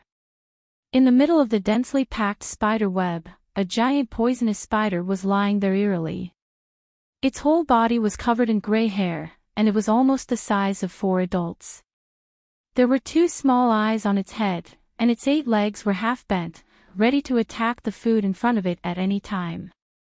Its body was oblong, and the front half was its head and chest, while the back half was its chubby belly. Its 4 pairs of legs were running quickly towards Hellion Vivian, and its slender red eyes were filled with desire. Hellion Vivian realized that she was not in a tunnel, but a nest built by the spider in front of her. Those who understood spiders knew that once one fell into their nest, no matter how strong one was, one could not escape, especially when the other party was a poisonous spider. Hellion Vivian narrowed her eyes, and one hand pressed on her left shoulder, and stood up with difficulty. Her clothes were stained with scarlet, and she could clearly see that the spider was salivating at her. These low-level demons that evolved from animals were not like the high-level demons that were born with magic. They did not have the slightest bit of human gentleness, and even the most important dining etiquette of demons did not exist in them. Just like the poisonous spider, it liked the thrill of tearing its food into pieces. The more mangled the human was, the more it liked it. The venomous spider stuck out its tongue and licked its thin lips. Following its actions, a sinister voice rang in Hellion Wei Wei's ears. I really didn't expect that a pregnant woman would dare to enter the tomb. It has been 500 years, and I will not forget this smell. It belongs to the unique smell of a baby. Indeed, meat that has not been born is the most tender and delicious. As the black spider spoke, it walked towards Hellion Vivian. When its feet stepped on the ground, the surrounding spider web would sway. Hellion Vivian felt her ankle tighten, and her left leg was trapped. When the silver silk stuck to her leg, she felt excruciating pain. She could even hear the sound of her joints cracking. Damn it! She cursed in her heart. The blood on her forehead flowed to the corner of her eyes, blurring her vision. However, she didn't move. When one was trapped in a spider web, the more one moved, the tighter they would be entangled. It didn't matter if her legs or hands were injured, as long as the baby in her belly was not hurt. At the same time, Hellion Vivian was observing her opponent's fatal points. She was a military fire agent. Even if she did not have martial chi, her first reaction when she was in danger was to think about how to get rid of her opponent. However, this time, she had to face a spider that was 5 times bigger than her. Furthermore, its entire body was filled with venom. If she was not careful, she would be poisoned. Under such circumstances, Hellion Vivian knew that the most important thing was to stay awake. Poison Spider was still immersed in his own wonderful world. The tip of his tongue licked the blood that Silver Thread had brought over. His demonic red eyes suddenly turned into a thin line. I didn't expect to meet such a rare specimen. Although you don't have any spiritual energy, you're more delicious than the exorcists I've tasted. This is really an unexpected gain. After saying this, Poison Spider's ugly face became unusually excited. A foul smell came out of its nose, and its sharp claws could not help but want to completely disintegrate the human in front of it. Poison Spider let out a crazy and terrifying laugh. However, when it realized that the human in front of it did not show any fear, it raised its guard. "Woman, you're indeed one of the smarter humans I've seen. All these years, no one has ever been able to break through the spider web I've set up. You're the first. However, I advise you to give up on your current thoughts and stop struggling." Wei Wei tightly pursed her thin lips, a piercing pain transmitted from her four limbs. Her pale and handsome face was stained with blood, yet she didn't reveal the slightest bit of emotion. Only that pair of clear eyes were dyed red by the blood flowing from her forehead. It was good that she could talk. That way, she could buy some time. Hellion Vivian looked at Poison Spider that was slowly walking towards her. Her mind was spinning rapidly. Her voice was neither fast nor slow. "I didn't smell you when I was up there, and I didn't touch any traps. It's impossible for me to fall down just like that, unless there are some hidden traps that we can't see. However, even so, someone has to touch them. At that time, we were the only ones in the tunnel. You weren't there. That means you have people among the exorcists. You're really smart." Poison Spider narrowed its eyes, "But it's a pity that you humans can't resist temptation. Hee, since you're going to die anyway, I don't mind telling you. Among your group of exorcists, there are already people who have been infected with resentment. They can be controlled by demons with just a few words. Other demons can't detect it, but I've been in the graveyard for thousands of years. I'm especially sensitive to such people. Moreover, one of you is no longer alive. Since you're going to die in the end, you might as well be eaten by me." Hellion Vivian did not carefully analyze the meaning of Poison Spider's words. She only wanted to buy some time, so she asked again, "If you really want to eat me, wouldn't it be better to appear at the tunnel and eat me directly? Why waste time to bewitch humans? You're hiding like this. Are you afraid?" "Afraid?" Poison Spider laughed mockingly as if he had heard a joke. "The man beside you is indeed powerful. But if we really fight, I might not lose to him. It's just that I prefer to be like this, waiting for my prey to fall into my net. If you want to buy some time and wait for that man to come and save you, I advise you to save your breath. From the hole you fell to here, you have to cross the entire ancient tomb. Unless he can break through all the stone walls, otherwise, no matter how fast he is, he will need to walk for 6 hours before he can see you. By then, I'll have eaten you until there's not even a bone left. Woman, I've already told you, don't try to be smart in front of me. Originally, I have no interest in eating a human like you. You don't have spiritual energy like those exorcists. But now that I think about it, once I peel open your stomach and eat you, it'll be delicious." Saying that, Poison Spider licked its lips again. It was different from other animals. When it licked its lips, it would make the sound of spitting silk. That kind of sound echoed in the empty and dark nest. It was so cold that it made one's scalp numb. If it was someone else who fell in, their legs would have been trembling by now.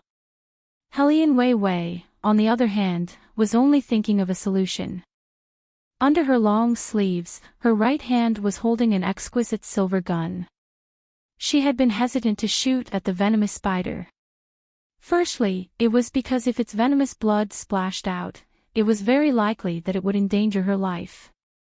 Secondly, if she wanted to hit its vital points, she must wait until it was close enough to her.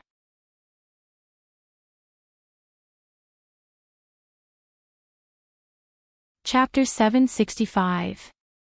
However, its 8 legs were very difficult to deal with because it was very likely that the black spider would use one leg to block the bullet while the other leg went straight for her lower abdomen when she fired the gun. Hellion Vivian was right. When the black spider's entire body was pressed down, its 8 legs were very agile.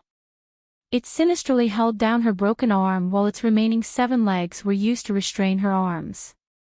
Some of them were used to tear at her abdomen. Just as Hellion Vivian was about to shoot, the black spider was blocked by an unknown force. Even 2 of its legs had been forcibly broken. Roar! The black spider let out a low roar that it had never let out before. Countless spider webs shot out from its body. It had never felt such pain before and stopped moving. Its small eyes looked at its broken legs, then at Hellion Vivian's abdomen. It refused to believe that it could not tear at it again. This time, the unknown force was even stronger. It directly bounced its entire body back, causing it to fall heavily onto the ground. Even with the protection of the spider web, the fall was not light. Its internal organs were in pain from the shock, and its throat was dry and painful. Humph! You dare to bully Imperial Mother? Try it again and see how I'll teach you a lesson. The fetus in her stomach had learned how to shout. Its voice was unique and cool, and its posture was very charming. Unfortunately, no one could hear it except for the smaller fetus. Big brother, you're so awesome. There was nothing that made the bigger fetus prouder than being praised by the smaller fetus. He puffed out his little chest and said in a cold and arrogant manner, "Don't worry, with Big Brother here, that ugly and smelly black spider can forget about getting close to you and Imperial Mother." The smaller fetus nodded. Although its body was very weak, it still pricked up its little ears and tried its best to listen to the sounds outside, afraid that its Imperial Mother would be hurt. The black spider moved its aching legs and stood up again with great difficulty. How long has it been? How long has it been since it was in such a sorry state? Even if it had encountered a top-notch exorcist, it could have chewed them up effortlessly. What did this woman just do? He actually broke its leg. Everyone knew what a spider's 8 legs meant to it. They were its sharp claws and a necessary tool to weave its web. It was simply unforgivable. The venomous spider's eyes turned red. In its rage, it attacked even more ferociously, but in the end, it was bounced back. Not only that, only 4 of its 8 legs were left. This was the first time the venomous spider had tasted a thorny problem. It was in so much pain that it broke out in cold sweat. Perhaps, it was wrong. It was not that woman who had shaken it off. It was her stomach. That's right, her stomach. Black Spider's eyes shook violently. He pointed at Hellion Vivian with one of his legs and said in a trembling voice, What is in your stomach? Was he a monster? No, that's impossible. I clearly smelled the most delicious spiritual energy, so it should still be very weak. How could it be so powerful? Hellion Vivian also realized that the baby in her stomach was not ordinary. She always knew that her baby would not be like a normal human. After all, His Highness genes were too overbearing, so it would definitely be a little devil. However, even Hellion Vivian did not expect that the child would be so good at fighting before it was even born. It had completely defeated the venomous spider.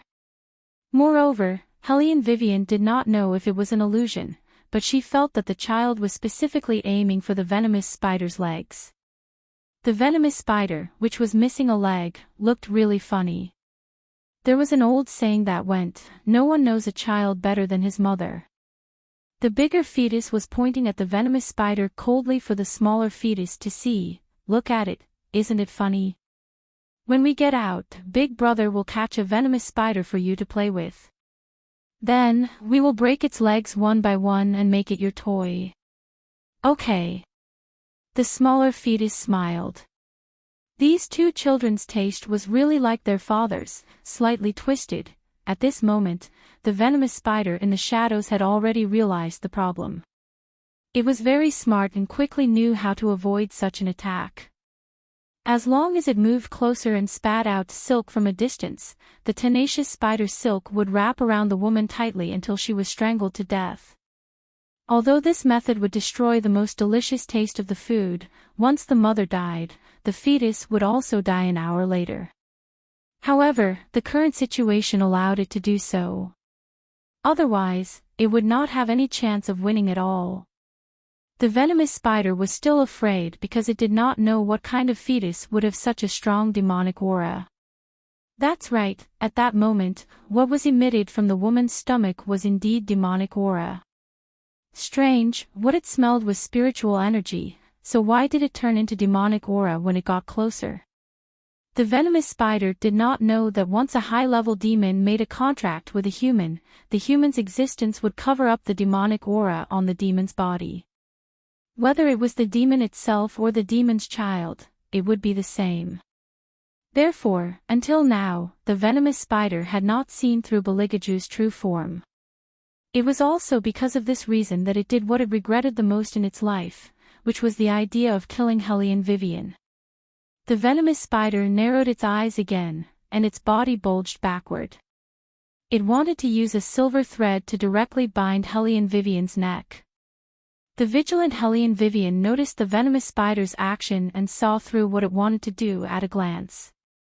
Just as she was about to raise her foot, there was a rumbling sound. Countless stones rolled down from the left wall and smashed into the venomous spider's 4 feet that were already in pain. Stone dust flew everywhere, and the venomous spider's nest collapsed. From the flying stone dust, a slender and tall figure walked out. His entire body exuded a thick evil aura, like an ink-colored fog, making him look very unreal, as though he had merged with the darkness. It's him. That man who looks like he is not to be trifled with. Did he really pass through the stone wall? His body was covered in blood, and the venomous spider smelled it. It was not human blood, but the blood of its descendants. He just stood there, his slender hands wrapped in snow-white gloves, and even his sleeves and collar were exquisite to the point of elegance, making him look like a noble living in the 19th century. He was like a lonely snowflake in 1,000 mountains, arrogant, cold, and appropriate. However, the venomous spider knew that hidden under this appropriateness was an overwhelming murderous aura. Its natural instinct made it give up on attacking Hellion Vivian, and turn to face Beligaju, spitting out the venomous silk.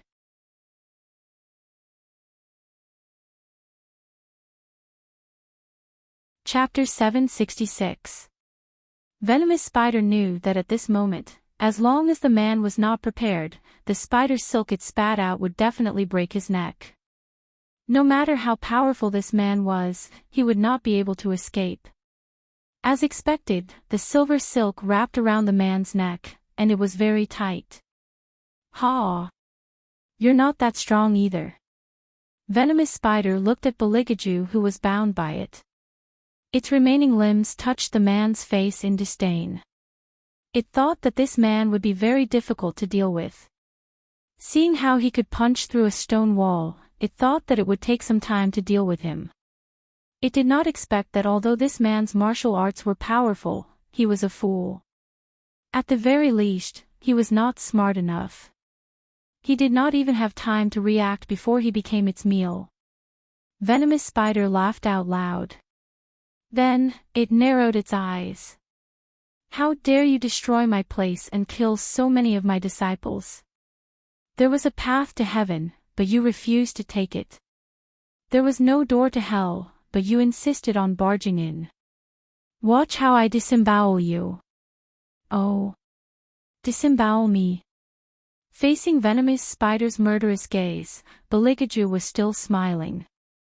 His tone was really like he was chatting with someone. His attitude had never been so amiable before.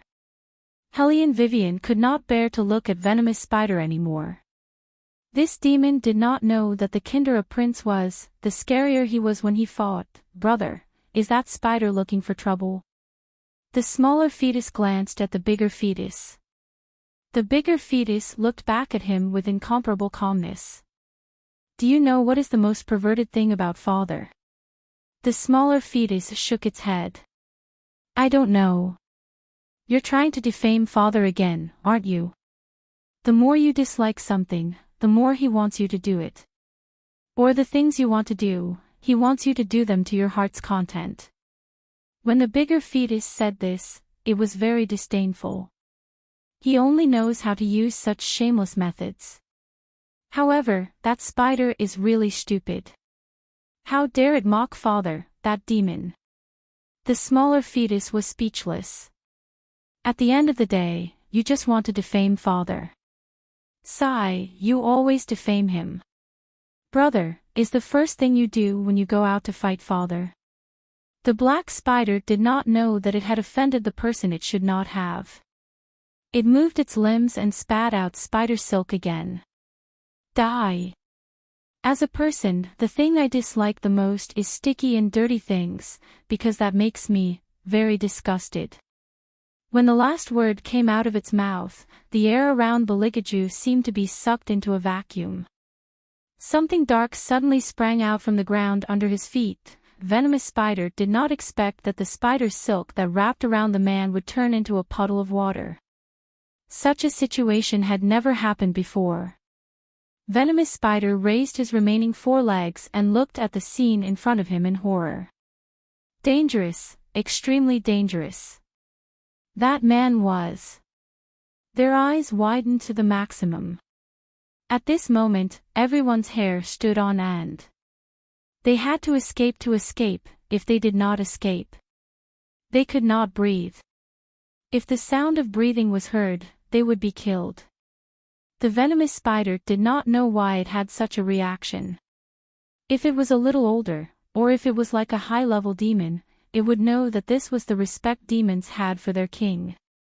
Once you became a demon, the submission and fear would surge out from your blood. Leave this place. Leave this place. Venomous Spider's mind was filled with this thought. It started to run. However, a tearing pain suddenly attacked it. It let out a shrill roar as it fell heavily to the ground. No one saw what had happened. By the time he felt the pain, he had already been stomped to the ground by that man. That's right, stepped on. Unlike the dirty and smelly shoes of most of the people who came here, the black boot that stepped on it was spotless. There was no flaw in the workmanship, and it even gave off an indescribable sandalwood smell. But this was not the main point. The main point was, its weight and size were 5 times that of a normal person. Logically speaking, only a demon that was bigger than it could suppress it with just strength. But this man, he actually stepped on it with 1 foot. Not only that, its ribs seemed to be broken. Do you still want to fight? Then, the demon smiled again. Whoosh! Black feathers appeared out of nowhere and fluttered in the air. It was a beautiful sight. A thick black fog spread out. Surrounded by feathers, the unfathomable man walked over. His eyes were filled with an evil white gold color, like a cat's eyes. When he narrowed his eyes slightly, they emitted a cold light that made Poison Spider unable to move anymore. When the giant venomous spider saw Bailey Jia Ju's pair of golden eyes, it immediately knelt on the ground and trembled as it curled up its body. Its face was filled with unprecedented respect and fear. No, no more fighting. How could it be him? The one who controlled the darkness and loved to play with people's hearts. Even if it trained for thousands of years, it would still kneel down and worship the king. Why is he here? Heavens, what did I do just now? It actually provoked the most ruthless king. Venomous Spider was filled with regret. However, its regret was of no use to Beligaju. He bent down and placed the Hellion Vivian on its soft feathers. His eyes looked at the trembling venomous spider and a bloodthirsty smile appeared on his face. What should I do? I still want to fight. As he spoke, Beligaju smiled. His fangs bit down on his black gloves and his thin lips softly spat out a string of laughter. His eyes that were filled with golden marks narrowed. Venomous spider felt its heart twist into a ball. It supported its body and began to kneel down and beg for mercy. King, I didn't know it was you. Please forgive me this time on account that we are both demons. Oh. Beligaju seemed to have heard a funny joke. You want me to forgive you? Venomous spider nodded its huge head. Ha! Beligaju curved his thin lips and grabbed one of its legs. He used force. You hurt my most precious thing and you still expect me to forgive you. Crack! The crisp sound of bones breaking. Beligaju blew on his palm and then threw the huge venomous spider into the air. Then, he jumped up and his long robe fluttered. His elegant long legs bent slightly and he kicked venomous spider's sixth leg. She is my most precious thing. How dare you eat her? Even if it was a huge venomous spider, it could not endure such physical and mental torture. It had to be said that His Highness had his own unique views on how to train demons. After a short while, venomous spider was beaten to the point of no return. It would rather die than be tortured like this. It bit its lips and made a whimpering sound. Beligaju smiled again, but there was no warmth in his eyes, only coldness. You said you were just thinking. You didn't dare to do it.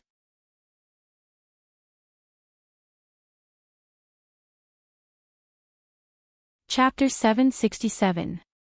Venomous spider nodded heavily and looked at Beligaju with tears in its eyes. The bigger fetus snorted and his cool, soft, and arrogant voice sounded again. How stupid. Taking revenge is a basic requirement for us as demons. Does this venomous spider not have any common sense? Or does it think that Father will be soft-hearted? What a waste of its eyes. Father is a vengeful person. If he doesn't kill it, he won't stop. The smaller fetus agreed with his older brother on this point. However, the strange thing was that Father stopped moving. Not only that, he even released the force he used to crush venomous spider. He stood there with his long and slender body and smiled gently. Do you like to eat? What is Father doing? Is he going to treat that stupid venomous spider to a meal? The smaller fetus and bigger fetus looked at each other and became more excited. Venomous spider did not expect the man to ask such a question. It was stunned for a moment before it heaved a sigh of relief. Since the other party was chatting with it, it meant that he was not going to kill it. Venomous spider tried to suppress the joy that was surging out and nodded again. Venomous spider could not be blamed for thinking that way. His Highness looked too elegant and approachable. Then eat all of these. Beligaju smiled and raised his chin. He signaled venomous spider to look under his feet with his eyes. Venomous spider was very happy at first. It escaped with its life and now there was something to eat. Although it was not hungry, it was better than dying. However, when it followed the other party's gaze, the joy on its face froze. Ha, he, King, did you make a mistake? Venomous spider was hopeful as it asked in a trembling voice. Bailey Jia Ju absent-mindedly tidied up his sleeves, his thin lips held a smile. That's right, these are the things, eat. But those are rocks. Venomous spider could not help but roar. It wanted to cry but had no tears. Hearing that, Beligaju raised his leg again and stomped on venomous spider's last leg. The sound of bones breaking was heard and it was painful to hear. However, Beligaju still smiled faintly and raised his eyes. Why? You don't want to eat. Venomous spider did not dare to question his words anymore. It endured the pain and shouted, I want to eat. I want to eat. If you want to eat, then do it yourself. Do you want me to feed you? Bang! Another kick, but this time, his face was flattened. Venomous spider immediately cried and shook his head. Because his mouth was crushed, even his voice was muffled. I will eat it myself. I will eat it myself. After that, it picked up a relatively small stone with its painful limbs and hesitated for a moment. Beligaju didn't move. He just looked at it with a smile. Poison Spider shut his eyes tightly. Without even looking at it, he swallowed the rock. Hellion Vivian didn't need to think about it to know that swallowing stones would definitely be very uncomfortable. The venomous spider was indeed in a lot of pain, but fortunately, its body was relatively large. It wouldn't die from swallowing a rock, but its throat was a little unbearable. Just as it swallowed and thought it was over, Beligaju's gentle voice sounded again. "Eat more. If it's not enough, I can still get you a few more pieces." Hearing this, Poison Spider's face instantly turned pale. I am actually not that hungry. He. Poison Spider struggled. Beligaju had already walked to Hellion Vivian's side. His right hand gently brushed her injured ankle. His eyes were extremely cold, like a sharp diamond flashing in the light. "Eat." That one word made Poison Spider spit out a mouthful of blood. It didn't dare to delay, so it buried its head and stuffed the rocks beside it into its mouth. Its teeth were in pain from the cuts. The huge benefits of its body became less and less reliable as more and more rocks entered its mouth. The only thing Poison Spider felt was pain. Its stomach was completely bloated, and it was uncomfortable. However, it had to continue eating because the other party's gaze was firmly locked on it. It didn't know what it would face if it stopped. Its esophagus was so full that it couldn't stuff anything into it. The extremely painful feeling of fullness made Poison Spider's tears flow out. If it was asked what it regretted the most in its life, it would be grabbing a pregnant woman in a graveyard, coveting the fetus in the pregnant woman's stomach, and provoking the person it shouldn't have provoked the most. Poison Spider's eating gradually slowed down. It even seemed to have difficulty opening its mouth. The two fetuses in the stomach watched this scene and swallowed their saliva. The two of them finally understood what it meant by, "I'll let you do what you want to do as long as you want to do it." This was too much. If the stupid spider continued eating, its stomach would explode. "Brother." The smaller fetus nudged the bigger fetus with its head. The bigger fetus stared at it and said in a deep voice, "Yes. You better not provoke father when you go out in the future." This time, the smaller fetus used an affirmative sentence, as if warning the bigger fetus. He was worried that his older brother wouldn't be able to win against father. The bigger fetus narrowed his big eyes. "This old man is indeed more shameless than I thought." The smaller fetus. "This is not just shameless anymore. But this is a good idea." When the bigger fetus said this, his voice was especially strong. The smaller fetus, "Is it really good for you to accept it so quickly?" He felt that he had to communicate with his mother and ask her to pay attention to his older brother's prenatal education. What if his older brother went astray? "If anyone dares to eat you in the future, I will use this method to deal with them." The bigger fetus reached out and hugged the smaller fetus. He was as arrogant as ever. "No one is allowed to bully you." The smaller fetus smiled. "Yes. Forget it." What was the point of pranking him? As long as his older brother was happy, it was fine. Moreover, Mother had always been teaching them to apply what they had learned. Unable to hear the conversation between the two fetuses, Poison Spider only wanted to die now. It looked at Beligaju's action of protecting Hellion Vivian with tears in its eyes. Before it suddenly understood, it seemed to have understood something. Could it be that this human's baby was the king's? Poison Spider widened its eyes again. Then, it was so full that it wanted to vomit. It vomited acid, and its face was extremely pale. However, because there was a stone in its mouth, it could not vomit at all. As if he had seen through its thoughts, Bailey Jiaju walked over and whispered in its ears again, "If you spit it out, eat it again."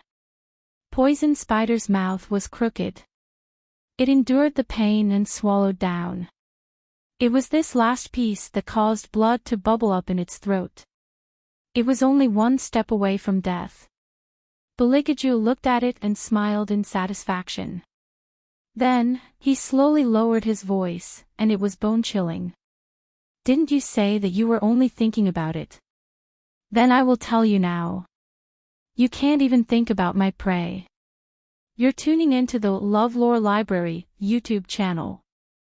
We're so grateful for your support, and don't forget to subscribe to join us on this incredible journey through captivating stories. Your generosity through donations truly makes a world of difference, as it's the primary source of revenue that allows me to expand and enhance this channel for you. Thank you from the bottom of my heart for being a part of this adventure.